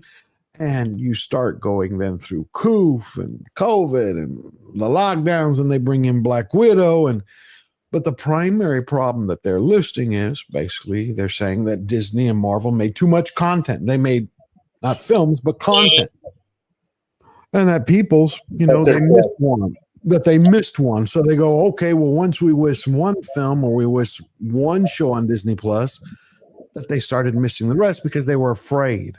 That's the answer right there, actually, George. It's not that they made too much content. It's that they made the content depend on the other content. That's the problem. See, like, and the Marvel Universe was broke right between Multiverse of Madness and Thor: Love and Thunder, because at those 2 movies is when people went, wait a minute, this is not a sequel to Doctor Strange. This is a sequel to WandaVision, a show I didn't fucking watch. And then when they got to Thor: Love and Thunder, they're just like, oh, this is the MCU now. So those 2 things right there were what killed the Marvel Universe. And the proof is in the films that follow, because Wakanda Forever did what? A half of what the first film did? Right. Something like that. And Ant-Man tanked, and everything else after that tanked. Even the stuff that shouldn't have tanked. Like Fantastic Four and stuff. So, like, to bring us up to speed where we're at now. And then we find out what they're actually spending on these things. That's the hilarious part. Well, that's the thing, that everybody got caught in that trap. The point is they were making not only crap, but they made crap that was all connected.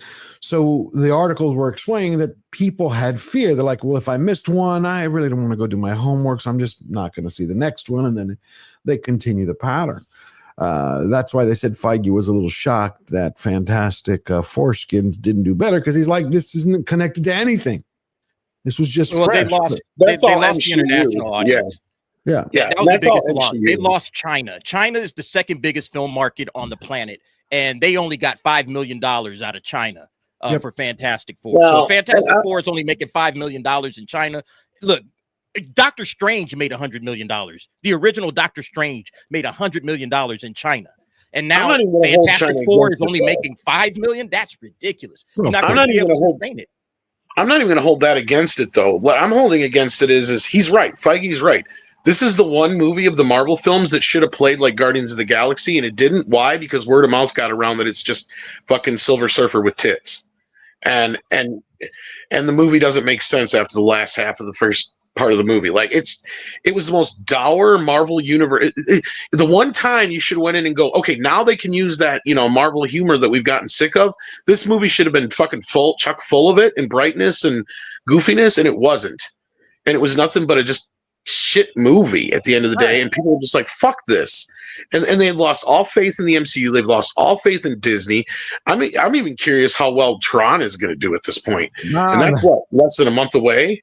It is. Yeah. I think even if my perspective is, even if Fantastic Four had been good, the damage was done already. That's why I don't think Doomsday is going to do anything for it. I don't care who they bring in.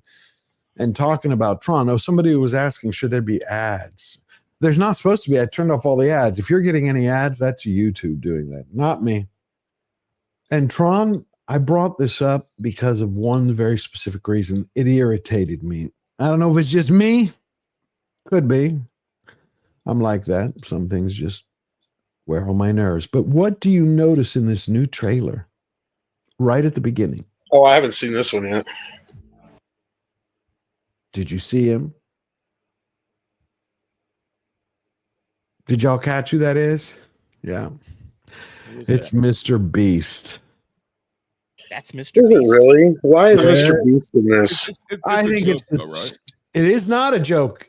I've looked. You may go look yourself. Mr. Beast. They got him, and they made this version. That's a new level of product placement right there, I guess. Yeah, for social media, they said to grab the new generation. To me, it's horrible. Oh man, I just keep I know some people are very excited for this movie, but everything I keep seeing from it makes me go, fuck this movie. Yeah. Well, here it is. It's well, just, the more and more I see of it, the less enthused I am about watching. I want to see it. I want to see it. This Beast thing pissed me off, but I want to see it. I'm a Tron fan, but yeah, I haven't been impressed with a lot of the clips lately. Let's do this.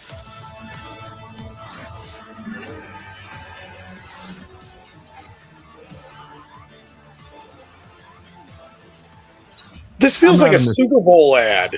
Yeah. I have created mankind's most advanced AI soldier. He's lightning fast, biblically strong, that can think for itself. You think you're in control of this? You're not. I came here from the digital world. I'm looking for something you've discovered. So I hope it's good, man. I do too. I don't. To kill you. Hacking seems pretty tame by comparison. My world is coming. They are going to destroy yours. Hang on! Tron Ares, rated PG-13. Get it. To me, when you throw in Mr. Beast like that, I started questioning what other crap is going to be in there, and it's just torqued me. I just got one thing to ask, and that is, do you plan on having any Tron in your Tron movie? I haven't seen him yet. Yeah, it's very weird how. But then again, we didn't get a lot of Tron in the last movie either, though. And then I had a Highlander update, which is what Paul was going to be here. That's why I put Paul on the. I put Paul. On so Digimon Hansu now has joined Henry Cavill in Highlander. He's going to be an African immortal, which I think is pretty cool. I love Digimon Hansu. Yeah, yeah. There was one in the original too. He's probably playing the same character. I'm trying to remember his name now. All of a sudden, I forgot. Somebody in the chat will remember. The first one. In the first one, the guy who the guy who talks to on the bridge. Yeah, exactly. Yeah, the bridge. Yeah, I don't remember. He was a cool guy, but I don't remember him. The thing is I saw who else was in it. I didn't know they have Dave Bautista now as the Kurgan. I'm not a big Bautista fan. Well, he's actually been attached to it the longest. He was attached to it way back when, before it even went to Lionsgate and then got spun over to Amazon. And I think he lobbied to be the role again because he's been a part of that since way back in for 10 years now. He's been a part of it. So I'm curious to see how he handles it, but yeah, I'm not real enthused with his casting and Russell Crowe's for that matter. To be honest with you, well, I'm not opposed to Bautista, man. I think he's a decent actor. Yeah, but he's changed. He was. I think he did a decent job in Blade Runner 2049, and he's done another. But there's something different about him lately. When he jumped on the full woke train. Well, I mean, his personal politics aside, I hopefully he'll do good with the casting.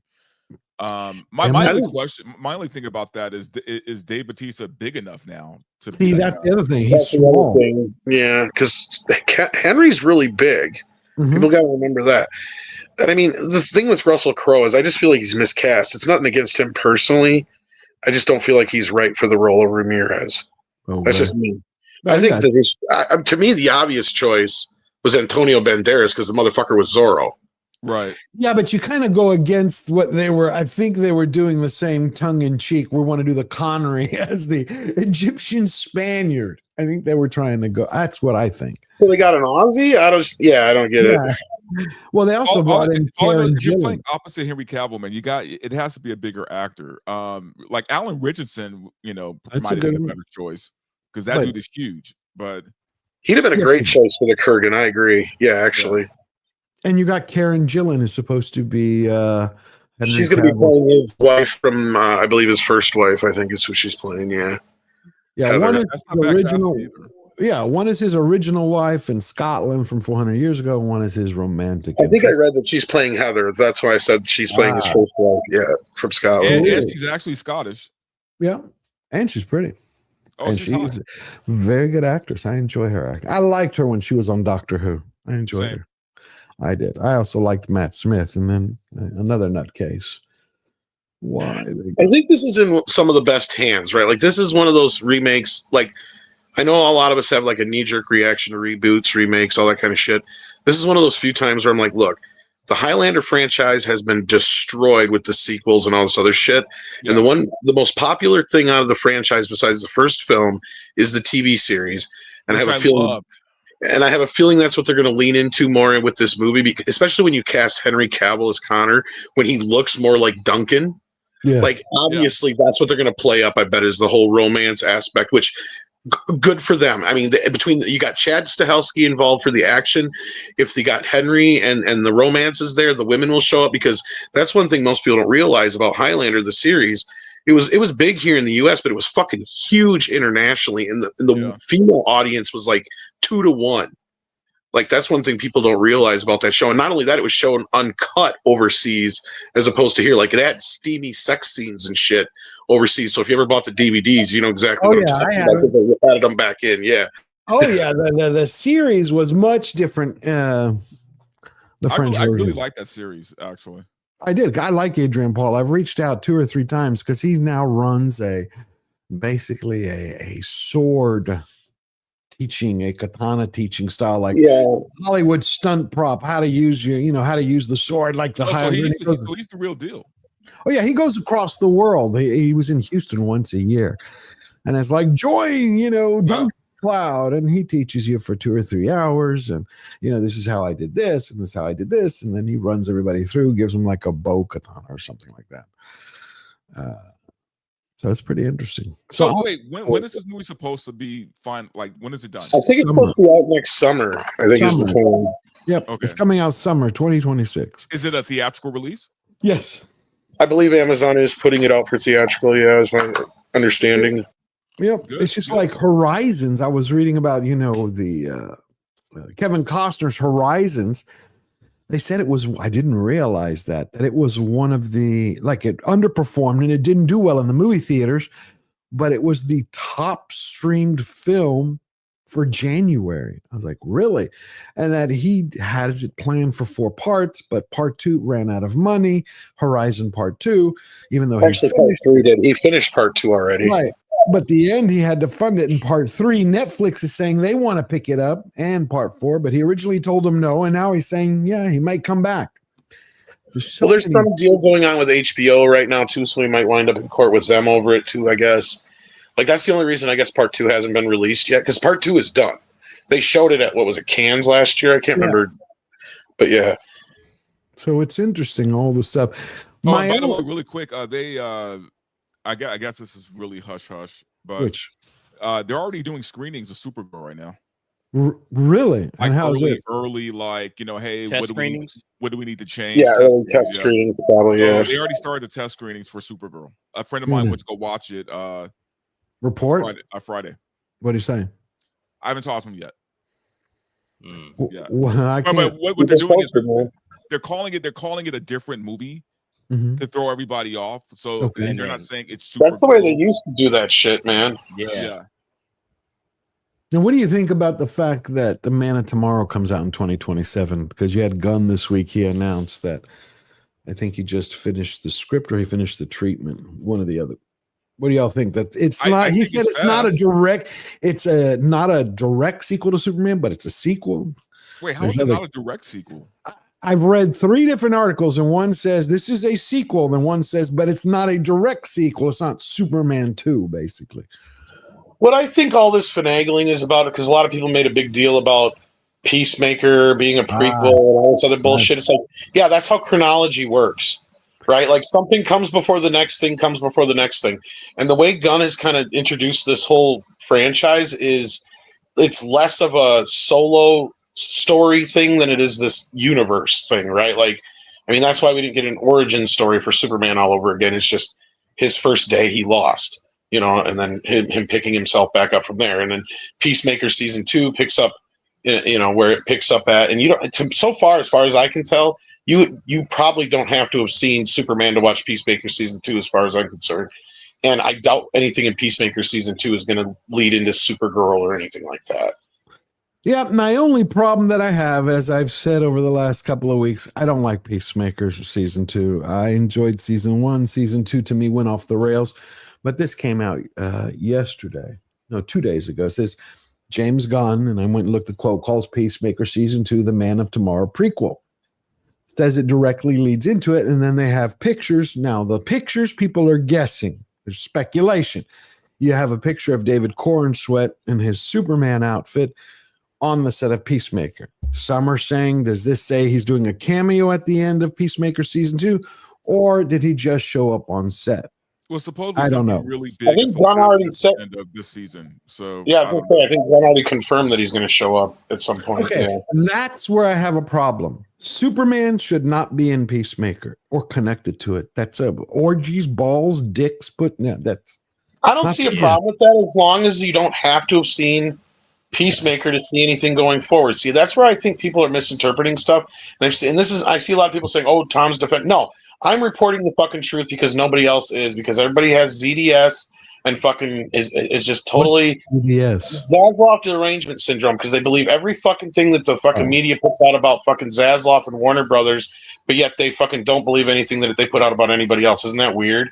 But anyhow, that being said, Gunn has flat out said that Peacemaker is not for kids, right? So the fact that he says that, it tells me that this is not required viewing. So Superman's cameo is probably going to be about the equivalent of Peacemaker's cameo in Superman, which is like you could have cut it. Blink and you miss it. Right, but what do you think, DA? Even though, come on, we all know. I know Gunn said this is a hard R. It's not for kids, but you're a kid. Put yourself at 13 or 14. You just watched Superman. You had a great time. You hear he's going to be in Peacemaker. You're going to find a way to see it.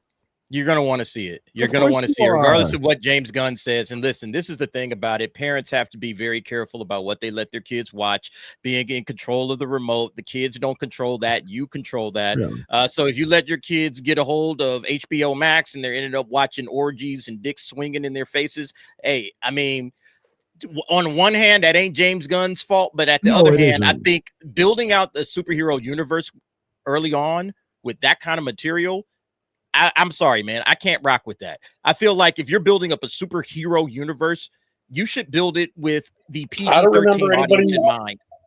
I don't remember anybody bitching about this with Zack Snyder's stuff, though.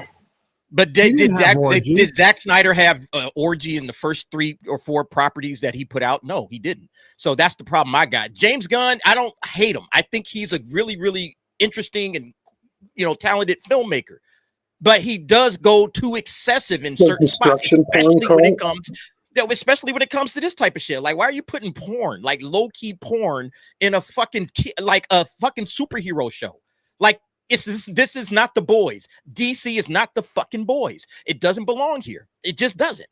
So I feel like and look, where Peacemaker season 2 is starting to lead to, it might be really interesting. But I don't think it belongs in a universe this early. Maybe 30 projects down the line, if you wanted to, hey, let's have an orgy in this thing. Okay, you've built it up and you've earned some equity with your audience. It's like, okay, now we can set that aside. Hey, this is for the adults. Kids shouldn't be looking into this. But if you're trying to build a universe, you should have the widest net possible, where you're trying to bring in families, you're trying to bring in kids that were excited about the MCU. Like, that should be kind of your building blocks. I understand that you're not going to do it exactly the same, but a fucking orgy?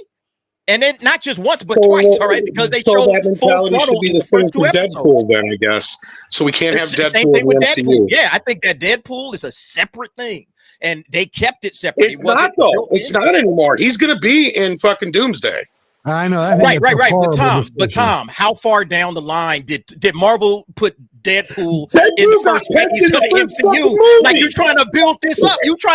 I want a successful DC universe. That's my thing. I don't want this thing to collapse in on itself before it even gets started. That's my point. So I'm not saying that you can't possibly get to this point, but to do it this early, if I'm a parent, I'm like, this ain't for my kids. I'm checked out. The same people that you want watching this is the same people that you wanted watching the MCU early on. It was PG-13. It was family friendly. It was safe. The most you heard was shit.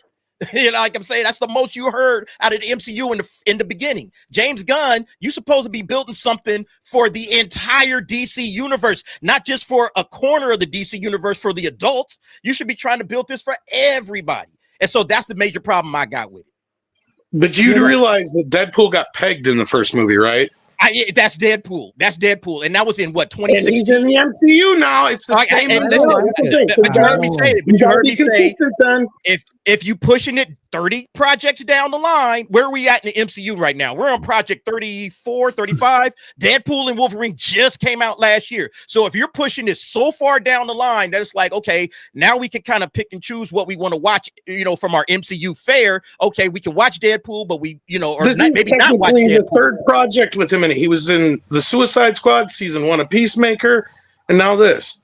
Like I guess we had Creature Commandos. You had Creature Commandos where there's fucking going on in the bathroom, and we could hear it. All right, even though we didn't see it, we can hear it. So there's a sex scene in the bathroom in Creature Commandos. Then we get to Superman, which is supposedly family friendly, and that's fine. But then you get to Peacemaker, where we got a full-fledged orgy. We got cocaine being snorted. We got all kinds of crazy shit that you shouldn't have this far early on in your universe. Leave that for phase 8 or whatever. Did you phase look 5. around the theater when you seen Deadpool and Deadpool 2? Because I saw a lot of kids in the theater. I'm just gonna tell you that. I did too, and I saw parents looking like, "Holy shit! I didn't realize that this was what." No, Deadpool was. exactly And they were covering their around. faces in shame. I saw a couple of parents leave Deadpool because they thought it was just going to be like another MCU movie. Parents aren't very like, you know, responsible sometimes when it comes to this. No, we know. A lot of times parents, look, I'm sorry, but when you hear superhero, you're not thinking fucking's going on. No, you know what you're I mean? not. It's like when you think superhero, when you hear superhero, and I'm talking about for parents who don't know. I'm not talking about for people like us who know these characters, who know the tone. I'm talking about just for like, you know, normies who are taking their kids to see the newest superhero film. They don't know any of this shit. I just am pulling out the hypocrisy I see here. People have no fucking problem with Deadpool, but all of a sudden, even though Peacemaker season 1 was R-rated, the Suicide Squad was R-rated, now all of a sudden they have a fucking problem with it. That's all I'm pointing out. Yeah, I get that, but it's Superman for me. Peacemaker's rated R. Like, I do agree with Derek in a way of, I don't think Superman should be in it. That's my issue. This is Gunn's new universe, right? This is his thing. You just had Superman, right? And then, not only that, you took Superman out the theater just to coincide with the premiere of Peacemaker, right? Like that's the reason why they took it out the theater. And I love the people in the chat are like, Deadpool's it is attached now. That makes vicariously Deadpool 1 and 2 are fucking MCU now. And not only that, everything said and done in Deadpool 3 is too. It's the same fucking thing. But DC has never been set there and said that they're going to do flat out PG, PG-13 or R-rated films. They've said from the start they're going to do all this different kind of stuff. Right, but so here's why I don't understand why everybody's I question the strategy I agree of with that, but the two shouldn't connect, right? Like Superman shouldn't really have much connection with anything going on in Peacemaker. If Superman wasn't showing Peacemaker up, wants to be its own thing. Yes, I don't have a problem with that. I'm good with that. That's my problem with Superman showing up. That's my only issue. Superman showing up in I'm just saying, Peacemaker. like, it needs to be a separate. So then Deadpool shouldn't be in Doomsday then. I agree. You know, I can see it either way. I really don't care. I don't view any character. Let me think. Is that Captain America? I would say is the closest to a Superman figure. I couldn't see Captain America. I'm sorry. I could not see Captain America and Deadpool fucking hanging out. I couldn't. Tom, if Warner Brothers gave you the keys and they said, Tom, build out a DC universe that's going to be as good as the MCU, is this the strategy you would have used? Not 100%, no. Yeah, okay. That's that's my point. I don't think I would have used this strategy to start a universe. Yeah, later down the line, okay, we can add these crazy characters that are a little bit on the fringe, but parents understand, hey, this is the main universe, and you guys know what we got. Now we'll add on, you know, Peacemaker, we'll add on a Deadpool, we'll add on a Lobo, we'll do some other R-rated characters, but make sure you understand that is not the way. Warner Brothers fucking show in the chat. Look, motherfuckers, I ain't been paid shit by Warner Brothers, okay? And I don't know what the fuck anybody expects me to do, to turn around and lie to your asses. I liked Superman. I liked Superman so much that I went back and watched Peacemaker and been watching Peacemaker season 2 because I had zero interest in Peacemaker. Why? Because I didn't like the character in the Suicide Squad. Okay, That's why I'm not defending it on any other matter. I'm just pointing out that nobody seems to have a fucking problem with these other things and didn't have problems with things before, but now all of a sudden fucking people are prudes. And not only that, if you actually watch the scene, there's a whole lot of fucking straight sex going on in those scenes too. And nobody's saying shit about that. And guess what? It's on fucking HBO. You know what the first thing I saw on HBO was? A naked bitch running around the bases at a baseball diamond on not necessarily the news. Because guess what? It's expected on HBO. It's like almost baked into the fucking contract. I know that. They expect to have penises and pussies everywhere. The whole point is I don't care. Peacemaker, he can have an orgy 24/7. My only issue is Superman being in it. I don't care if it's disconnected from the DC universe. That's all. Yeah, I agree. He can Batman in there. I wouldn't give a shit. Anybody else, I could care. Superman to me is iconic and is not for orgies. I don't care. Straight orgies, gay orgies, for nothing. That's me. I don't like that. But I also don't like the fact that Supergirl.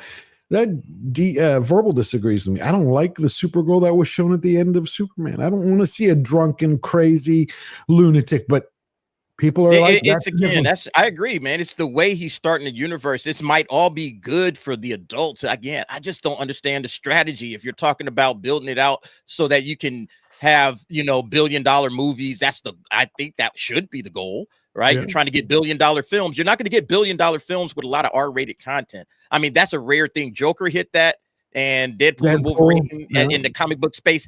I just feel like it's not the way I would do it. And we have to remember too, Green Lantern is going to be rated R as well. Yeah, which I don't mind. Again, make Green Lantern like when I saw in the first episode of Peacemaker season 2, you had Green Lantern and Hawk Girl. I didn't mind him. Like, okay, the way they set up Guy Gardner, he's an asshole. It fits. It's just Superman to me is like that all-American apple pie. I just don't see him in that kind of world. So, honestly, man, I think all of this could have been avoided if they just would have removed that one scene.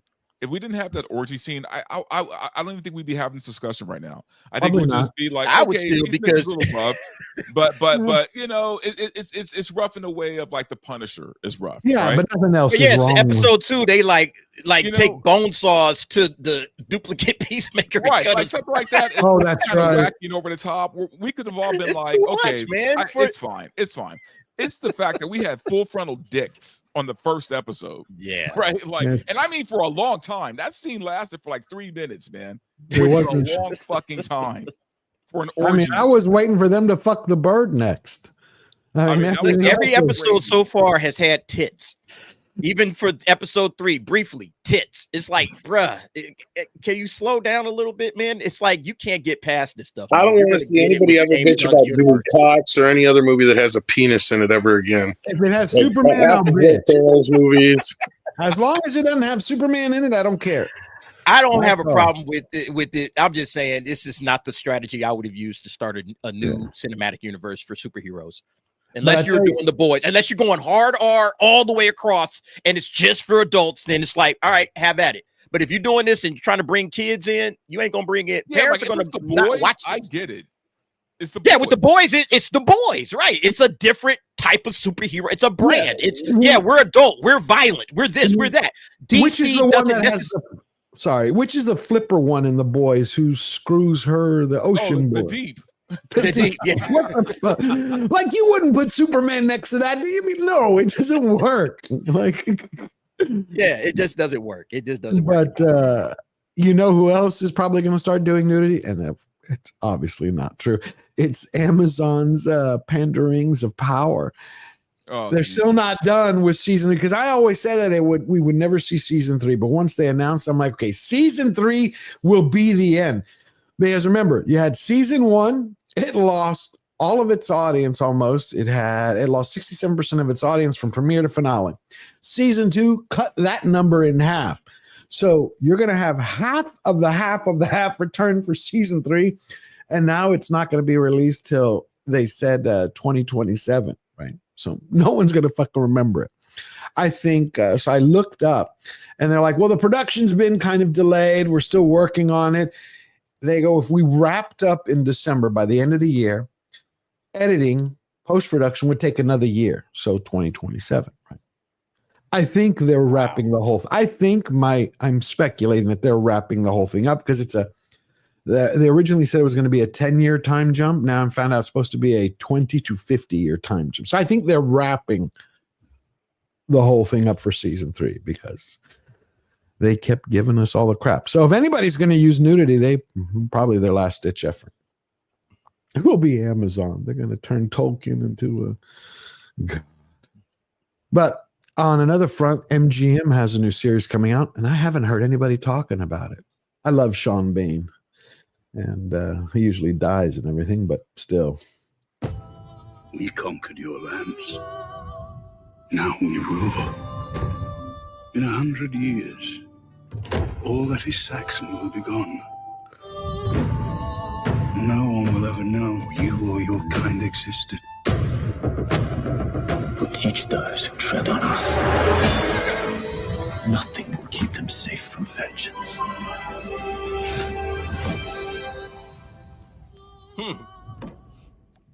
Oh, Robin Hood with Sean Bean kind of looks interesting. He'll be dead in the first episode. Yeah, I know. I don't know what the hell the deal is with this. Like, Sean Bean, okay. How long? When do I croak? Damn. And then we had this other thing where, and Gladiator 3 is starting. Really? Could not believe it. Oh, my God. Ridley Scott is moving forward. They're writing it. Gladiator 3. I was stunned. Cliffhanger.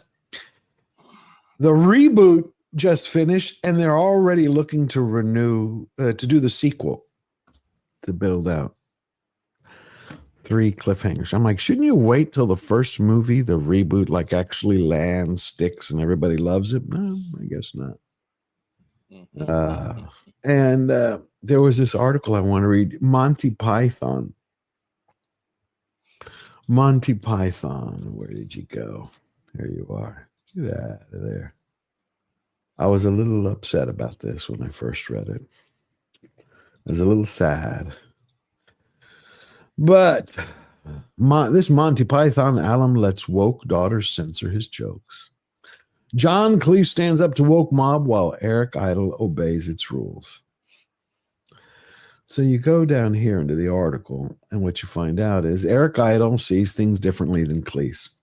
Cleese's Python brother abides by the woke laws. At 82, Idle may not understand exactly what triggers a millennial snowflake, but he's got a crack team behind him to teach him the ways of the woke, his daughter and goddaughter. Idle is about to embark on a new UK tour dubbed Always Look on the Bright Side of Life. Live.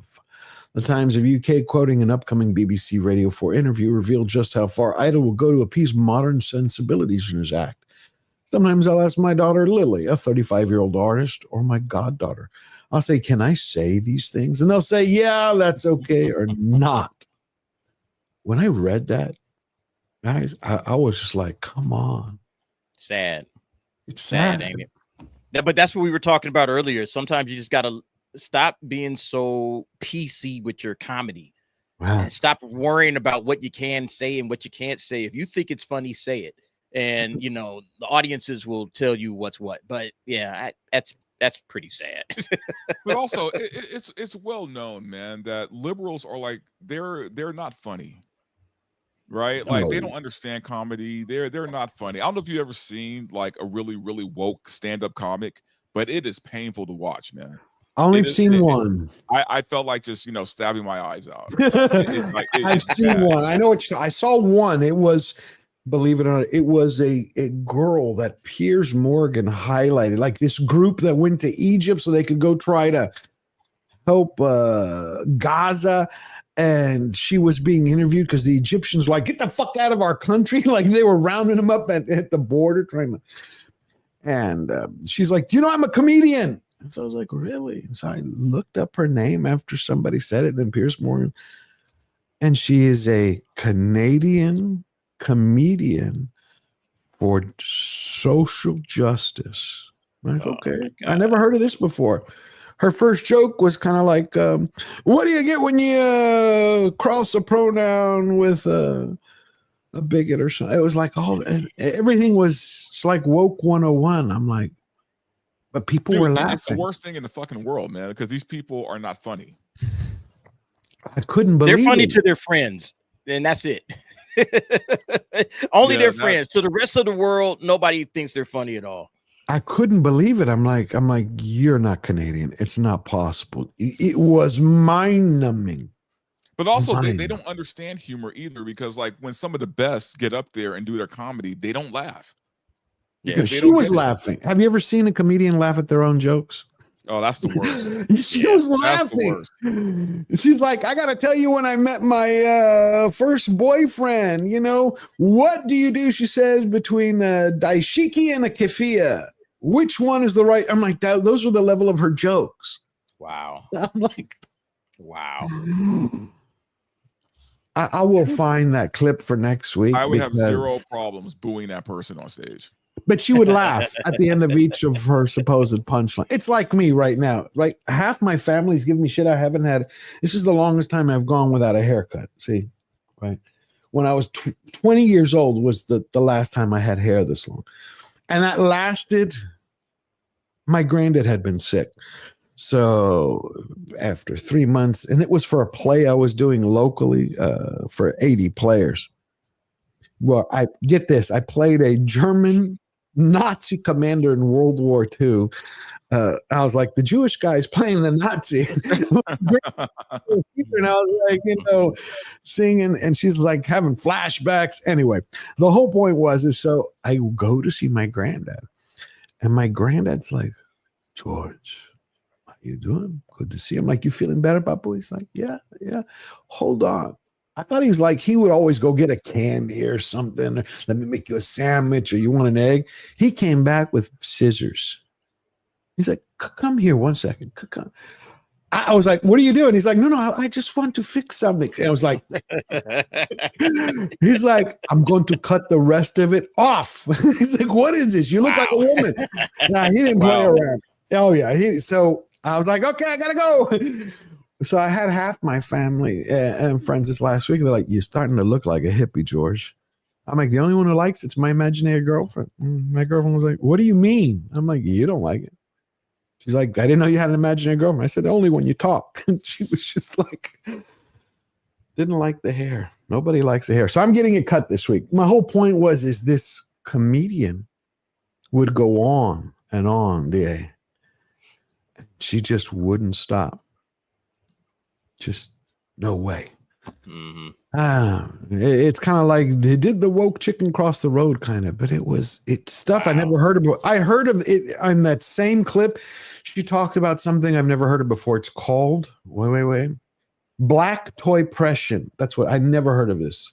I had to look at toy-pression, that you can have oppressive toys that are made by companies like Hasbro and Mattel, which so the toys are oppressing black people now? Are purposely oppressive, as she said, to the African American community. So she goes, let me guess. She was white. Yes. How did you know? Because they always know better for black people than we do. I never heard of that toy-pression before.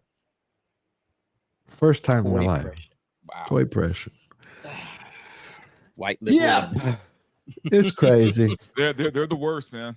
It's time for a palate cleanser. They released this deleted scene as we start to wrap up for The Naked Gun. It was okay. Frank, look out! Ed, you okay? Yeah. Need to call police squad. Set up roadblocks. Stop this from getting out of the city. What are you gonna do? I'm going after Kane. Now, cover me. Excuse me. Please, prison. I enjoyed Naked Gun. It wasn't the greatest thing, but I had fun. Did y'all check it out? Yeah, I saw it. It was good. I enjoyed it. The end was kind of, but I liked the beginning, the first couple of acts. Yeah, solid work. I liked it.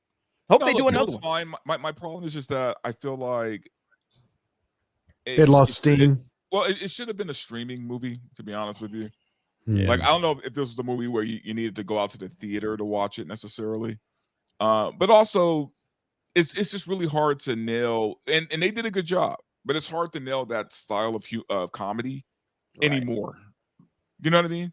Yeah. Like I feel like that style of comedy was, I don't want to say dated, man, but it had its time. You don't think it was? I thought the beginning was funny though. I haven't laughed like it was funny. It like honestly, they did better than what I expected them to do with it. Right. But I'm just saying, I wasn't falling over, my chair laughing. Yeah, right? but when was the last time you did that from a movie? Geez, I can't remember, man. I mean, maybe Tropic Thunder. Maybe like back in the day, like in the 98, 97. No, Tropic Thunder. You didn't do that. I did with Tropic. Maybe Tropic Thunder. Maybe that might have been, because I mean it was definitely like early on. You know what I mean? Yeah. Like there hasn't been a comedy lately that's made me laugh like that. I agree.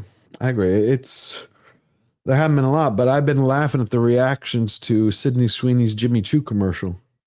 The liberals have lost it this week. Okay, Tyler, we're ready for your set. Okay. Ready? So.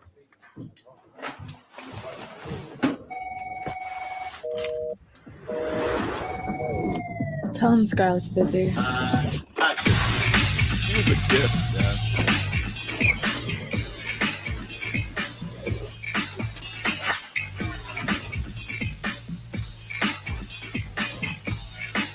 So what are they mad about now?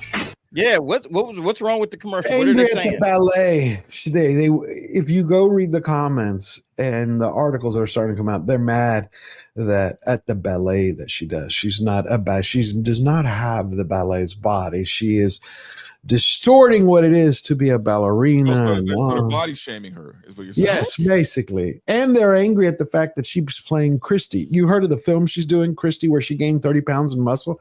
Have you seen what she looks like? Yeah. Wow. Let me put it up. Yeah, she did a full transformation on that. Oh yeah. So wait a minute. So people that love the ballet are mad that she was doing some sort of ballet in this commercial? And they're tired of her saying that she's sexualizing everything, and it's shoes, and because she's returning things to normal. People are making money. You see the way the stock rebounded. Yeah. For American Eagle, and everybody's like, okay, let's break out of the woke. She's just good for business, man. Period. Of course, that's it. But here is, hold on, let me finish this for you who hadn't seen it. Stop and board. Let's reset.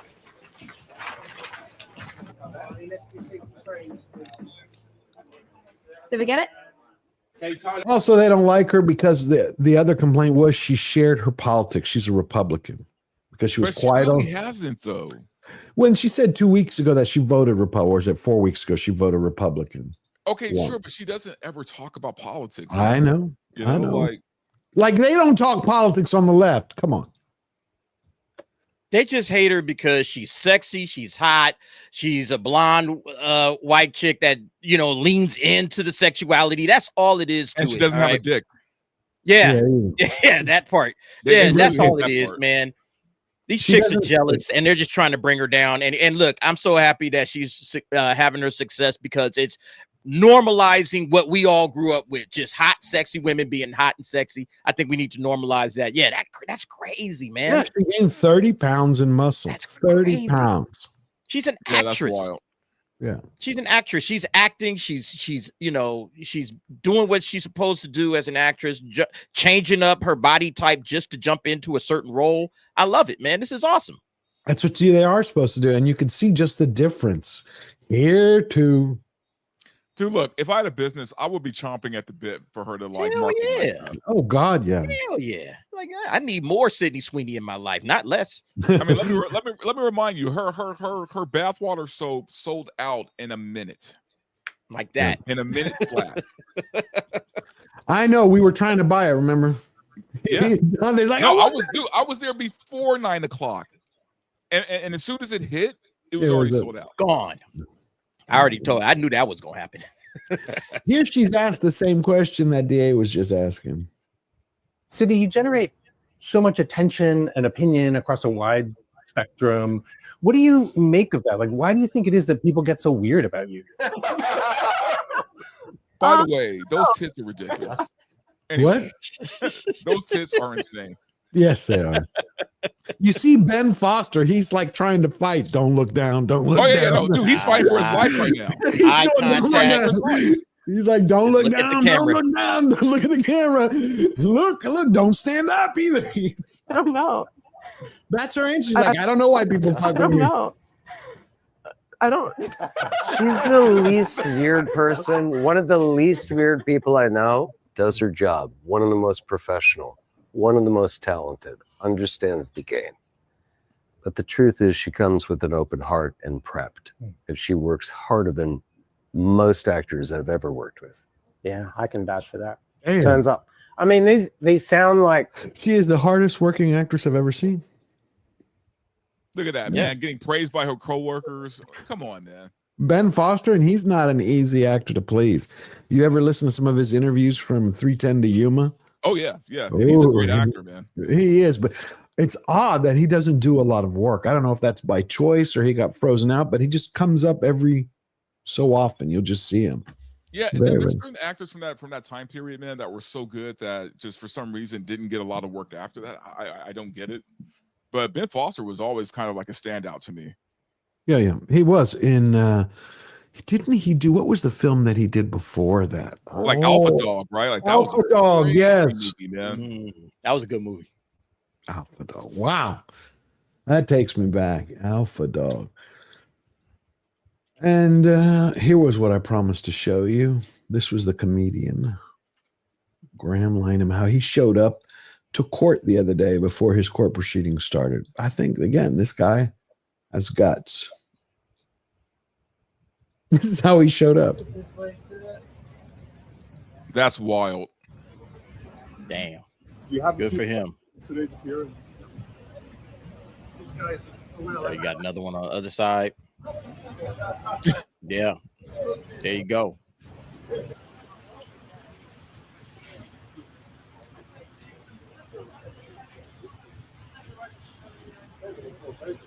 So when they arrest these people for stuff like this, like what's the sentence? Well, like, how much time were these people getting? I'm glad you asked that. The one I know they had one woman was arrested for a year. She just got out 2 weeks ago, and I think Piers Morgan had her For a year? because now she actually did say something much different than what the comedian did. It was at a time when you had all those Palestine protests, all the Hamas people coming out in the UK, and they were coming out in London. You know what they were saying. We'll get into that. We'll get that into another time. So she went and wrote, imagine the worst thing you could think of writing. She went and wrote it, and she had posted it. She's like, I'm sick of this type of shit. It's gonna kill our country. Look at all our daughters who've been raped by it. And so she went off. And if I found one of these people, blah, blah, blah, blah, blah, blah. And so she got a year. Even still though, man. Again, it's words. It's words. Yeah, it's words. We're It's talking not about words. That's actions. You know. No, I can see if you directly threaten somebody's life. Correct. Right? Like that's something different.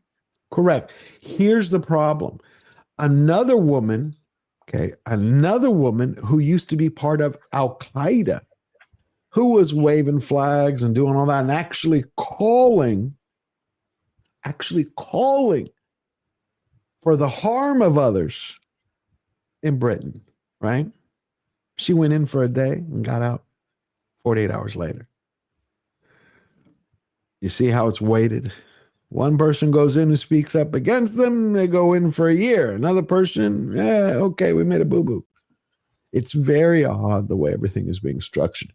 There is Piers Morgan had this group on, this panel, and they were discussing what had happened with the comedian.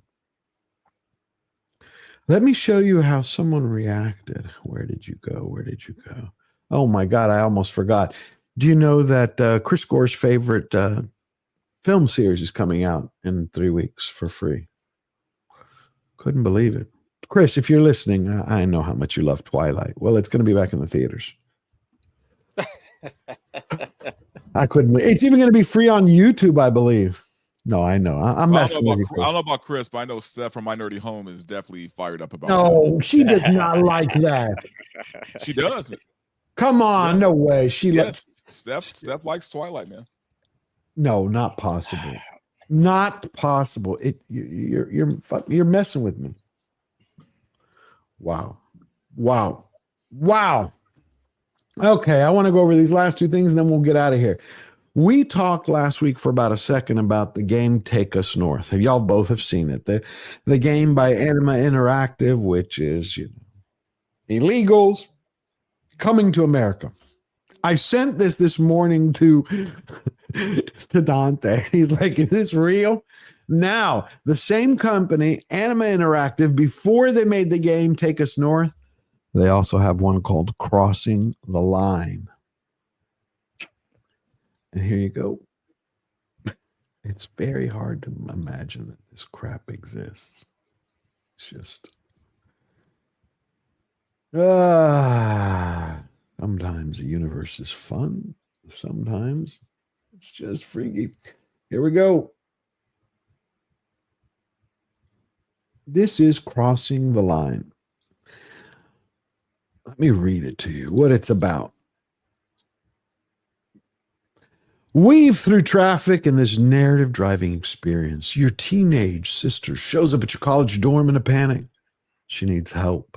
But because of the state's strict abortion ban, she doesn't know where to go or what to do. Oh, my God. Yes. Meet Crossing the Line. So, look, man, my opinion on stuff like this is I don't believe in censoring games. Games that are, depending on who it's for, right? If it's a game for adults, you should be able to kind of play whatever games you want, right? Correct. So it is what it is. I don't want to be that person that's like, Right. This game should exist and this game should not exist. I don't want to be that person, right? Let the market decide, right? Let the but it market shouldn't be for decide. kids. I'm curious how many people will actually pay for some shit like this. Yeah, it's in Texas. It's called Crossing the Line, and it's like the game is you have to cross the Texas border. You have to cross the Texas state borderline. Because who's paying for this game? But who's trying to stop them from crossing the line? Is somebody trying to? I don't understand the point of the game. Yeah, let's play its little trailer. Oh Let's play its little So trailer. wait, George. You're telling me the like you being the hero of the game, Is to get an abortion. Your purpose is to kill a baby. Yeah, Yes. that's it. That's the game. That's fucking crazy. But look, you got awards too.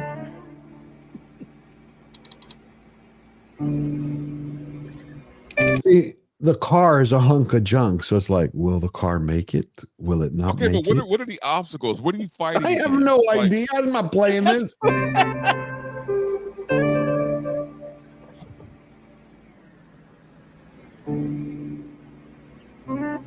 Like, are you fighting against crazy rednecks? Like what's going on here? Right, is your ex-boyfriend trying to keep the baby, and like he trying to run you off the road to make you keep the baby? Like, what are we fighting against here? This is stupidity. This is stupidity. Who funded this are the same globalists who funded Take Us North. The UN supported Take Us North, where you play a game where you're playing the illegals and you have to break into America. That's there's a lot of like government funded games, man. Like Dustborn was a government funded game. Yep. Right. It's again, but the market decides, man. Yeah, no one's going to know about this game. No one. Nobody. More people are going to know about it today than existed before, but it's the mindset behind it.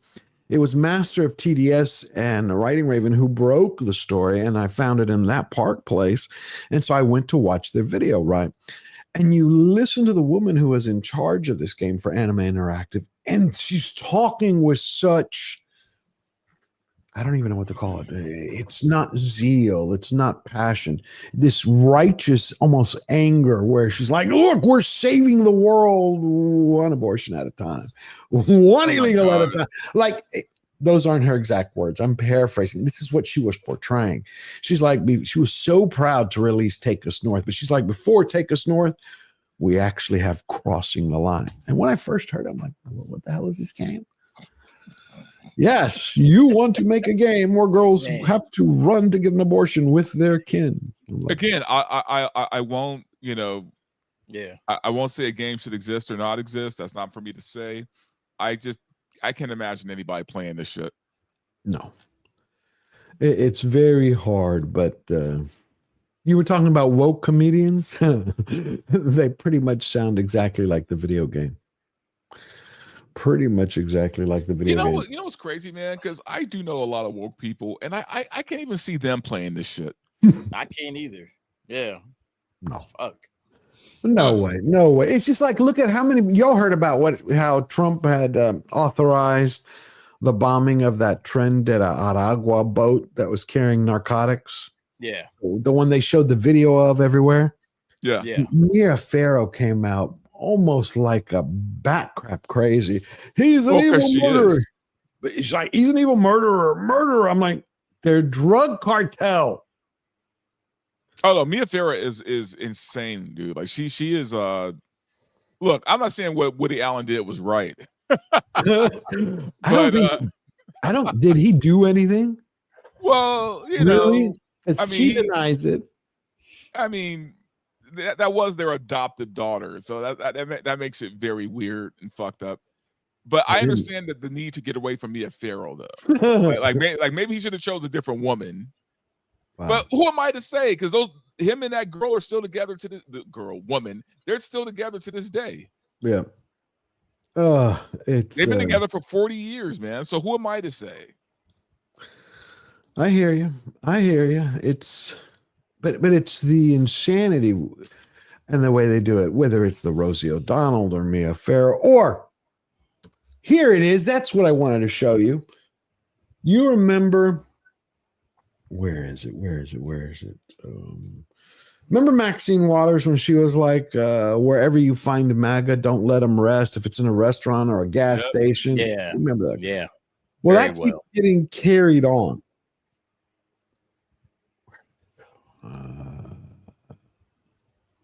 Here it is. So you had this actress or former actress. I never heard her before. I don't know if she's a reality star. Jennifer Welch. No knowledge. Yeah. Okay. That doesn't ring a bell at all. Because the title of the video was like celebrity actress Jennifer Welch. And I'm like, okay, never heard of her. I was like, must be reality TV.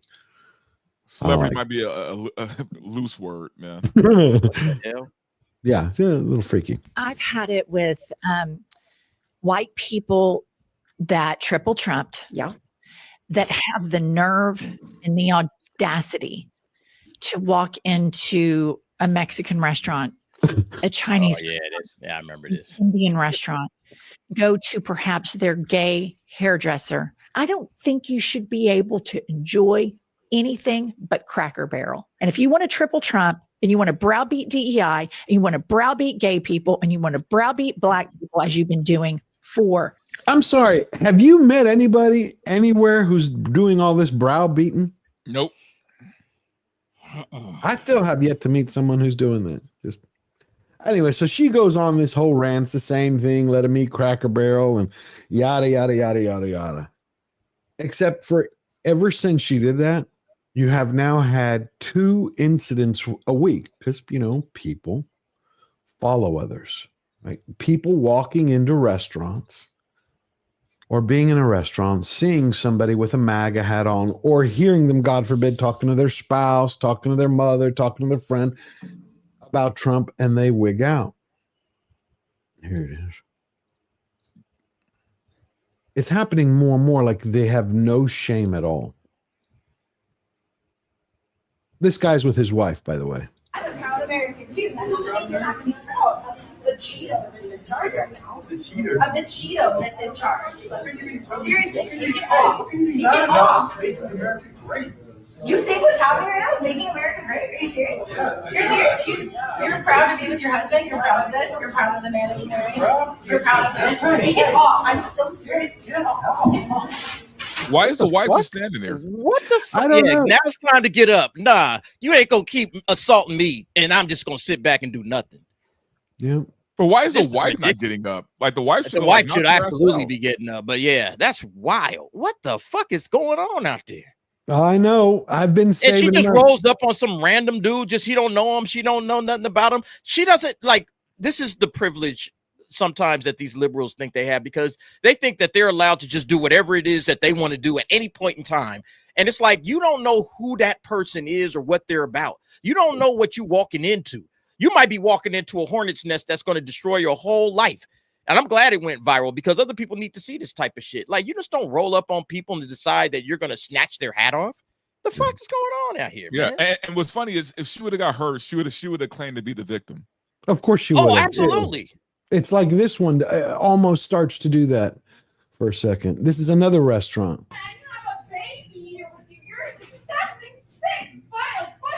Okay, these are grandparents who took their grandchild. Listen to that again. You got a she walks up to them and just starts yelling. I have a baby here with you. You're a disgusting, sick, vile, fucking weirdo. Oh my God, it's fucking right. You dumb bitch, you're with this shit. He doesn't want me or you to have equality. Oh my God, go pray for me. Touch me and watch me touch the fucking hand. I will hit and get away.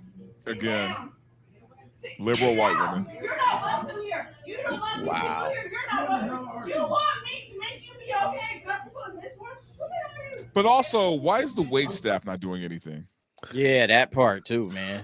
Like, you see somebody just screaming and yelling in a restaurant. Not the Immediately, the manager, right? The manager should be doing something. That's crazy. The manager should. I think they got the police involved, if I remember this.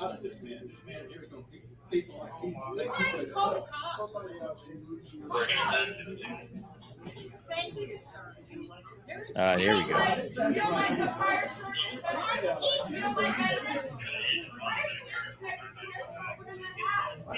Why are you in this Mexican restaurant wearing that hat? That's what she's pissed about.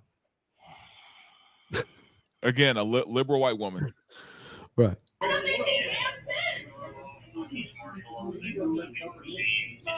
Dude, the entitlement is wild to me. Crazy shit right here. This is some fucked up shit. Is that her man with her? I guess so.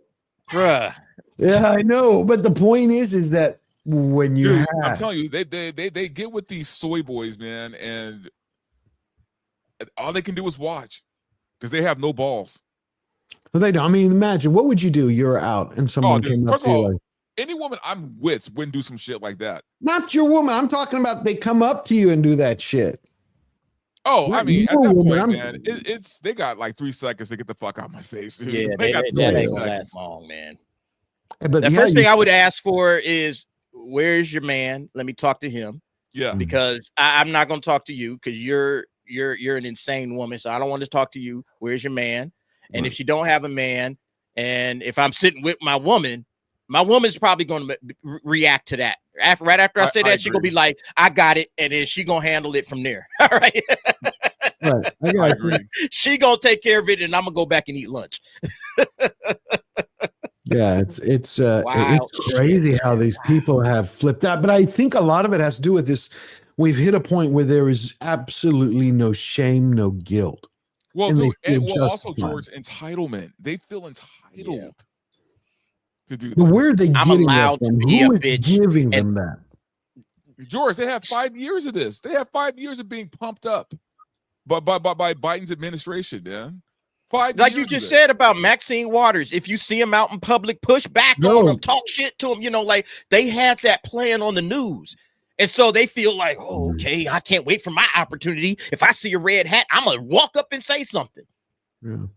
It's crazy. Yeah. Now you have this other girl who's nothing to do with MAGA, but she's furious about retard being used. Is anyone else noticing that the R word is back? I'm running into it everywhere. Movies, TV shows, podcasts, real life. What's going on with everything happening? You know, it's like that old saying, if you run into an asshole in the morning, you met an asshole. You run into him in the afternoon, you met an asshole. But if you run into assholes all day long, bing, bing, you're the asshole. I wonder why she's running into I wonder why people keep running. I think that's the point. Why does she I keep the hearing word? this word pop up over and over. I wonder what's going on. I don't know. You know what the irony is? I have never ever in my life called a retarded person a retard. Never have, never will. No, it's a word we use since I was a kid for stupid. You know, that's dumb. Yes. Oh my God. No, she goes on. What is that even? Like, what does she got? Is there I crystals? Like, what? I have no idea. In the world, we're really adding this to the pile. What's happening? Public service announcement. Stop saying it. Stop saying it. It's never been cool. It's never been funny or edgy or interesting. It just sucks. And I can see how excited some of you are to be saying it again. No, you don't get to. It's not happening. Stop saying it. And even if you're not the one saying it, say something when it gets said. This is loser behavior. It's harmful. It's hurtful. It's dangerous. It's dangerous. Who's going to stop us? That's what I want to know. Who's going to stop us from telling us? I'm going to take a wild guess. She's single. She's single and she says she's disabled. So it applies to her. I was like, ding, ding, ding, ding, ding, ding. Yeah, it's just. Jeez, Lord, And then we have here, welcome to Michigan, where the word can apply.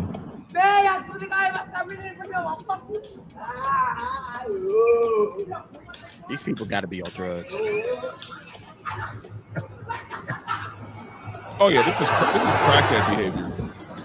It is, except when I'm not going to play the whole thing because it's inappropriate, but it goes on.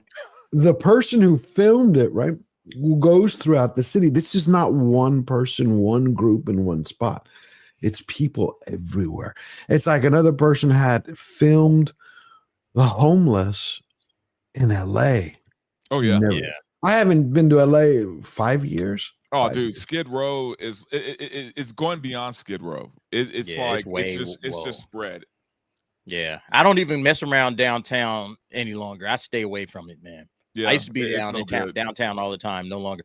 Yeah, and the sad thing is that we were talking about making those mental institutions, like opening them back up. We got to get back to that, because if we don't, like Dante said, it's just going to keep spreading and spreading and spreading in those big cities. And pretty soon the cities are they're already hellscapes. Imagine what they're going to be like 5 years from now with nobody pushing, locking these people up and getting them off the streets. You're going to have people murdered left and right, and people won't even think they won't even be stunned by it anymore. Like the murder that we saw earlier, that's going to just be commonplace. That's just going to be an average everyday situation.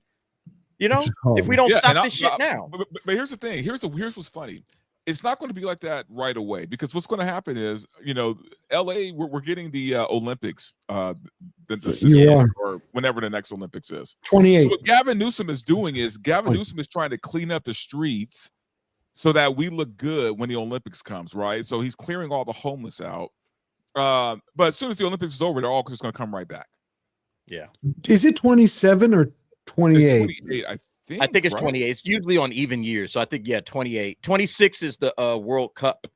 Yeah, we're getting the World Cup in 26. So 28, we're getting the Olympics. The Olympics. Right? Wait, am I? Yeah, you're right.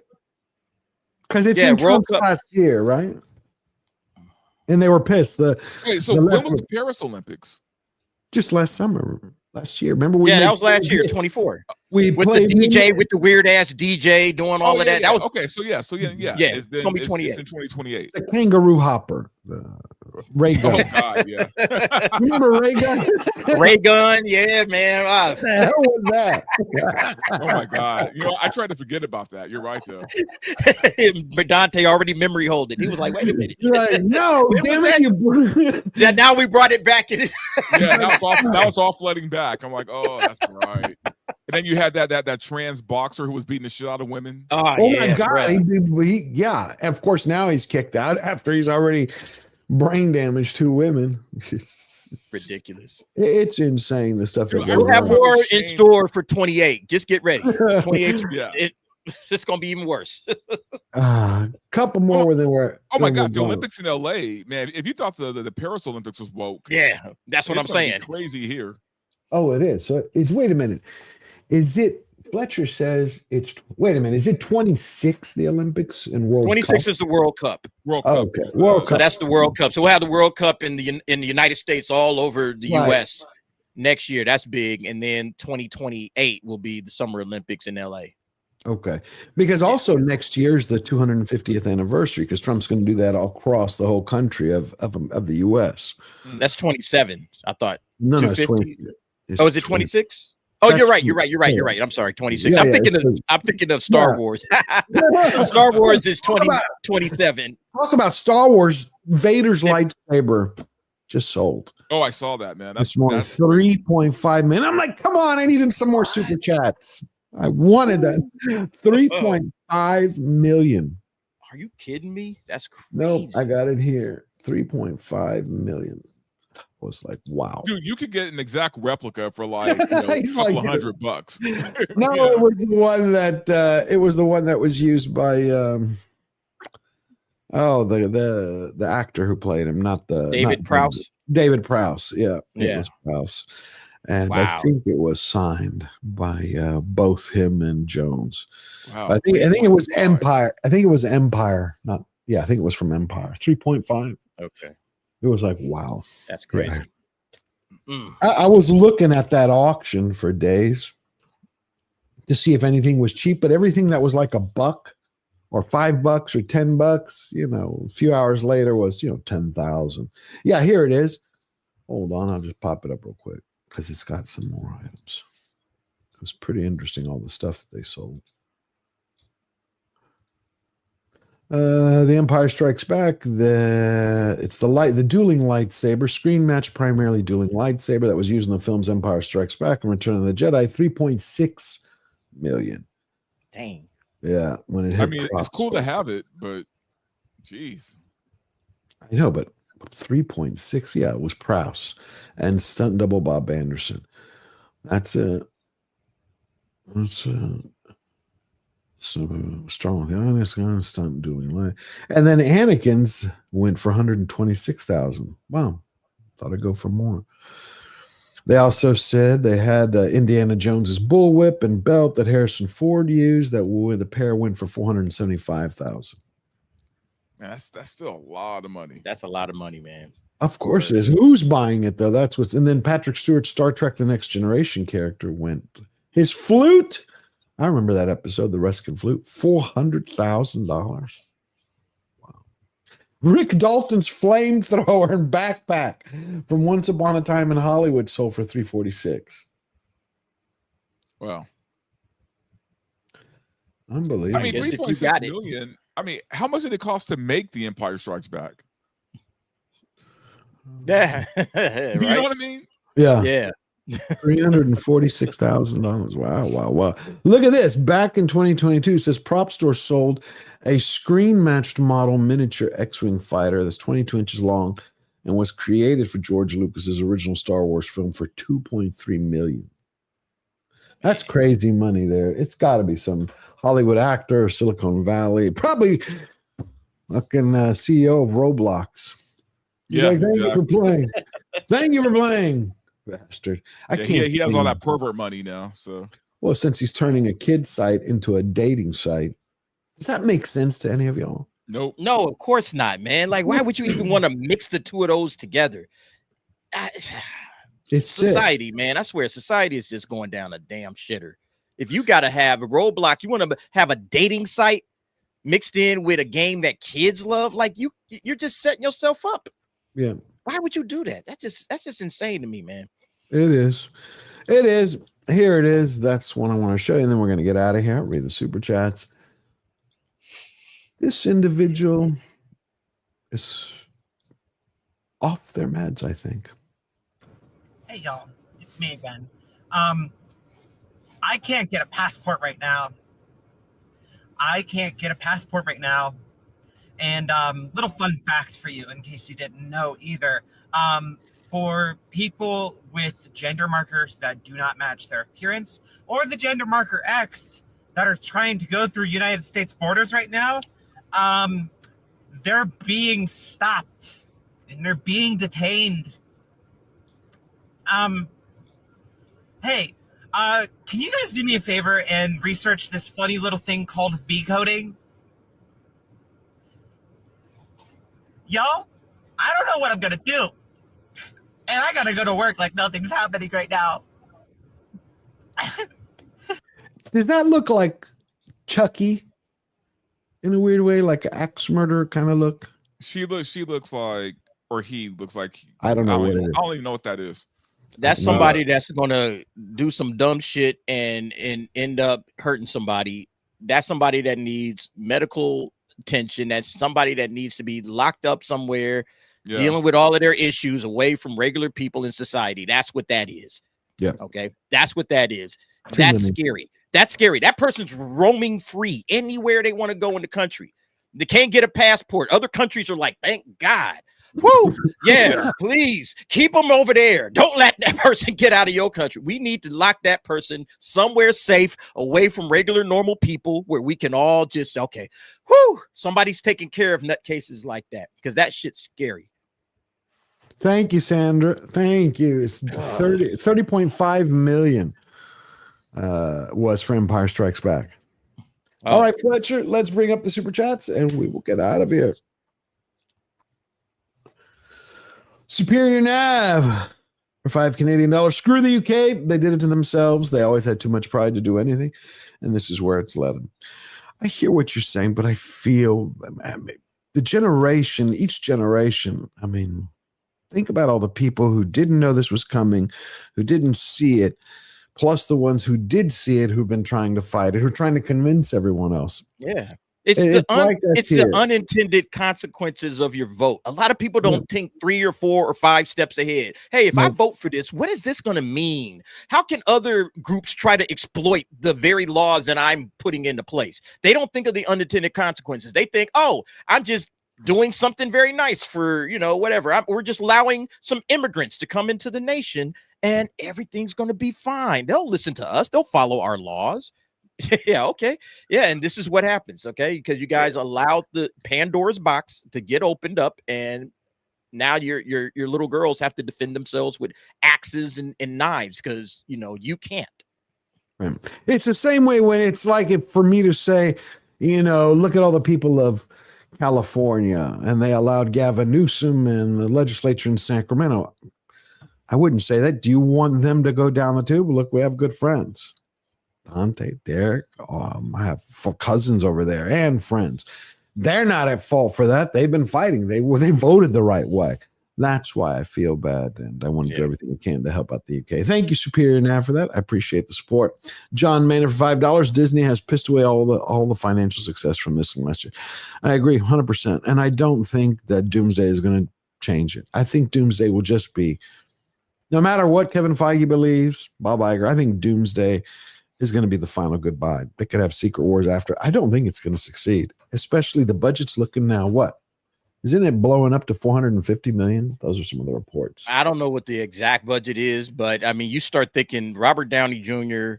and the Russo brothers alone account for $100 million of the budget. Just those two guys. And then all the other names that you've seen attached to this movie. And then they're talking about bringing in Ryan Reynolds. Ryan Reynolds isn't showing up for anything less than $30 million. All right. Yeah, so I mean, they're just any additional people. This thing's going to be well over $500 million for a budget, in my opinion. Right, and that's before marketing. Yep. Yeah, so they have to hit $1.5 billion. Just to, I would say break even with a $500 million. Yeah, and the problem is, George, that they're not going to do it, man. Like the thing is, it's not just the MCU. I just think superhero films right now, period, it's going to be very hard for any of them to hit $1 billion anymore. I agree. Right? Which tells me one thing. If these studios want to see some profit, they want to keep making these movies, they got to drop these budgets, man. Yeah. They got to drop the budget. They got to drop the budget for the actors' pay. They got to drop the budget for the production. They got to look, these films, for them to see any profit, they can't be over 200 mil. If they make over $2 billion, someone said that they're going to make over $2 billion. Sean, the artist. If they did, that means it would be damn good. I would be happy if it did that. It won't though. But here's the thing: if anyone could, it'll probably be Doomsday and Secret Wars. Mm-hmm. I think Spider-Man still got a shot. The weird thing is that it's more of a gamble now than it was, say, like 10 years ago. Oh yeah. Right? Because 10 years ago, we would be like, oh yeah, $1 billion easy. Yeah. Right. Yep, I agree. Will Brad Pitt return as the Vanisher? That's what Aiken said. That would be funny.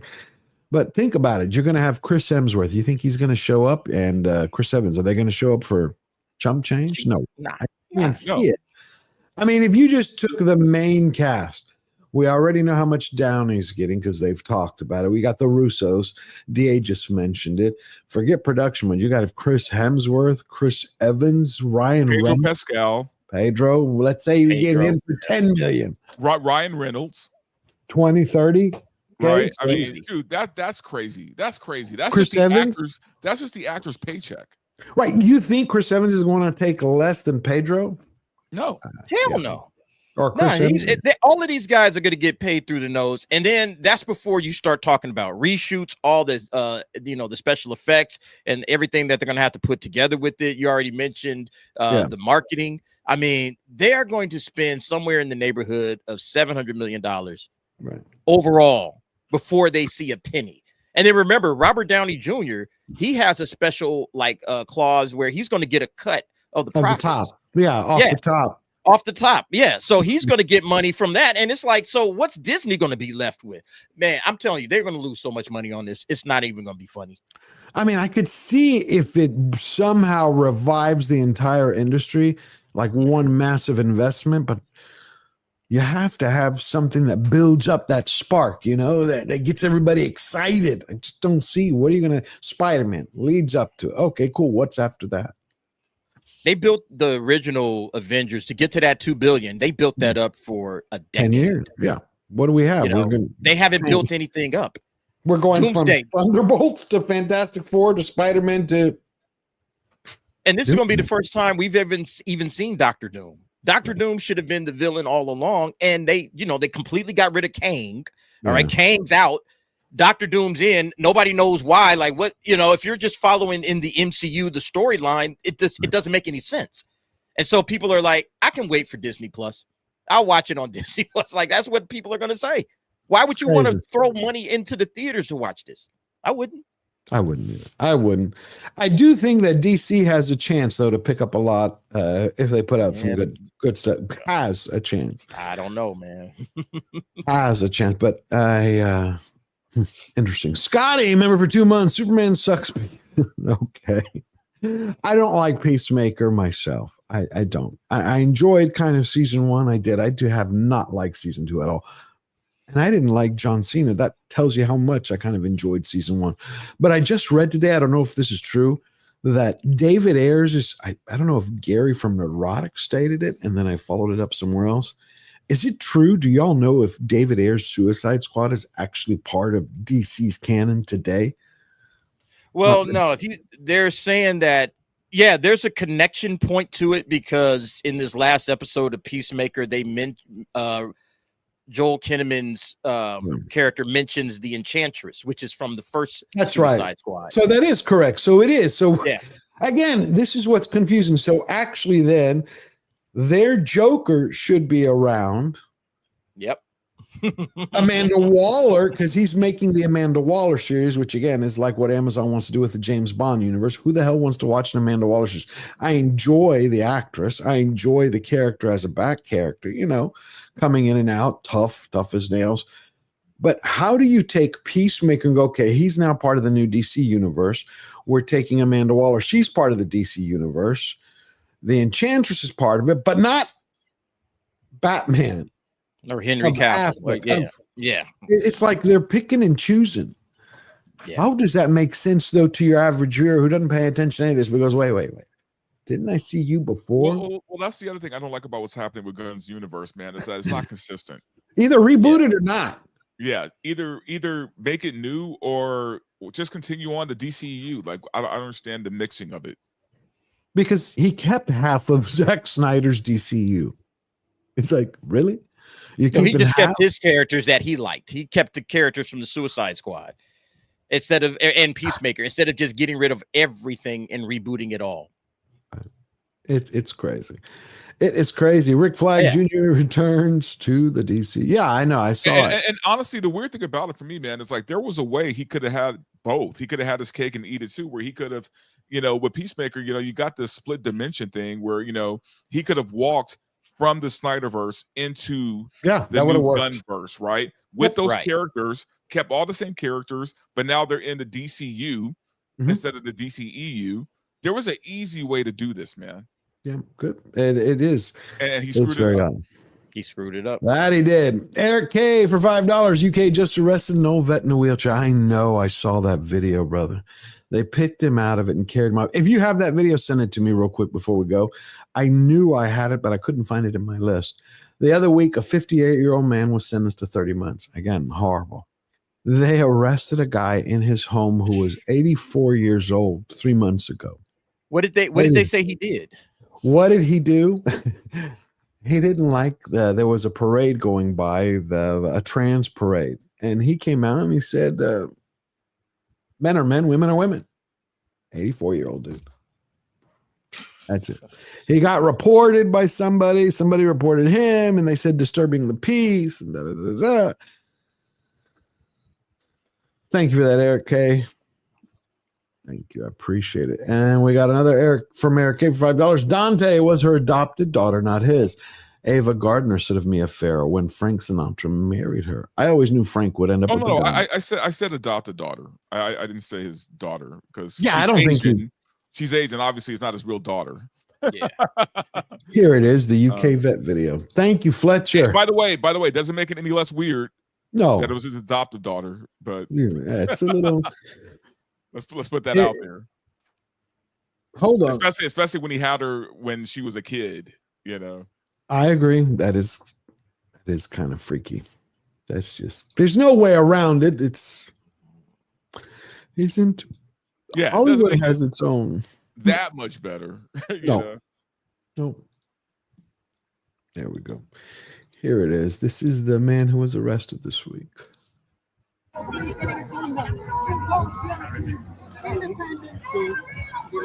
And this guy was part, if I remember the story, he was part of the RAF. Yeah, here we go. RAF war veteran, Royal Air Force veteran, is arrested for holding up a sign that offended the wrong people. So he hurt somebody's feelings. He hurt somebody's feelings, and you're talking about a veteran. Shame on you.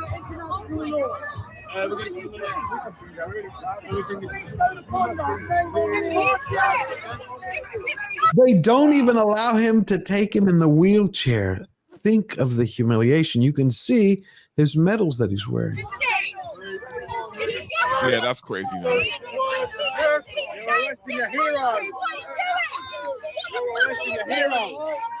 That's ridiculous. But yeah, come on. Yeah, wow. There's gonna be a situation out there, man. Yeah, soon. for sure. Mr. Tickle Trunk, always love seeing you here, my good friend. For $2 Canadian, blame echo chambers and cowardice for rise of Karens. Yeah, absolutely. You've seen those.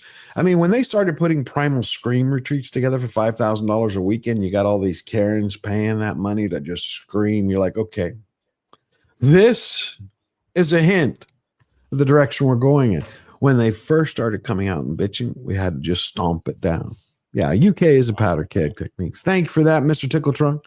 Really appreciate it. Oliver Lavery Farage, member for 2 months. Ray Gunn didn't break dance. She broke dancing. Yes, that's right. But you know what? She banned. She got the Olympic Committee to go after every single person, everyone who used any part of her routine on any clip, any video clip. You can't find it. I tried to put one up, down. Really? Tried to put it up again, edit it, down. Like, all right.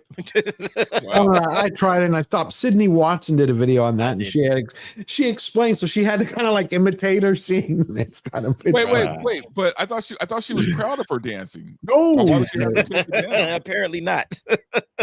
No. Remember, she was so proud of what she did. I mean, she broke barriers, right? It broke barriers. Retarded. All right, this has been wonderful. Dante, what do you got coming up, and where can everybody find you?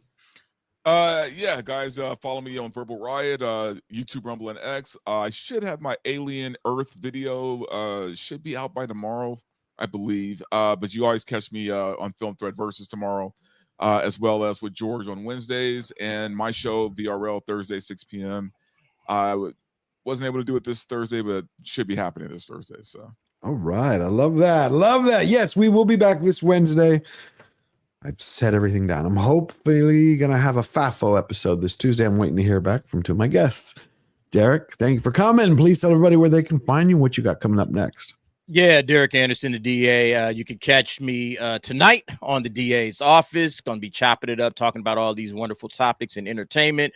Be on tomorrow, Film Threat Versus on Mondays, and then Tuesdays and Thursdays is the Nightcap, 10 p.m. So late night, instead of Stephen Colbert and Jimmy Kimmel, you get to watch the DA. Hang out with us. We'll also be going over Peacemaker episode 4 on Thursday. And yeah, that's about it. Thank you, George. Always a pleasure, sir. Always love having you on. Aren't they incredible? Thank you, everybody, for your amazing support. Please go thank the amazing Lord Thoth and Eric K, King of the Mods, and Fletcher Williams is in the background. And, of course, you saw Mexican Iron Man. He showed up here a little while earlier. He helped me start all of the streaming, and I really appreciate him. And, yes, again, Mexican Iron Man was right. And all your super chats, they mean a lot. After this, go on your mobile phones, hit hype. We need to get out there in the algorithm. And if you haven't, go check out my Roblox video. It just says, what is Roblox? Because YouTube is stepping on it. So I need your help and support. Otherwise, remember, we're fighters with one unbreakable rule. We never bow down. We never bend the knee. Always forward. Love you all. Bye-bye.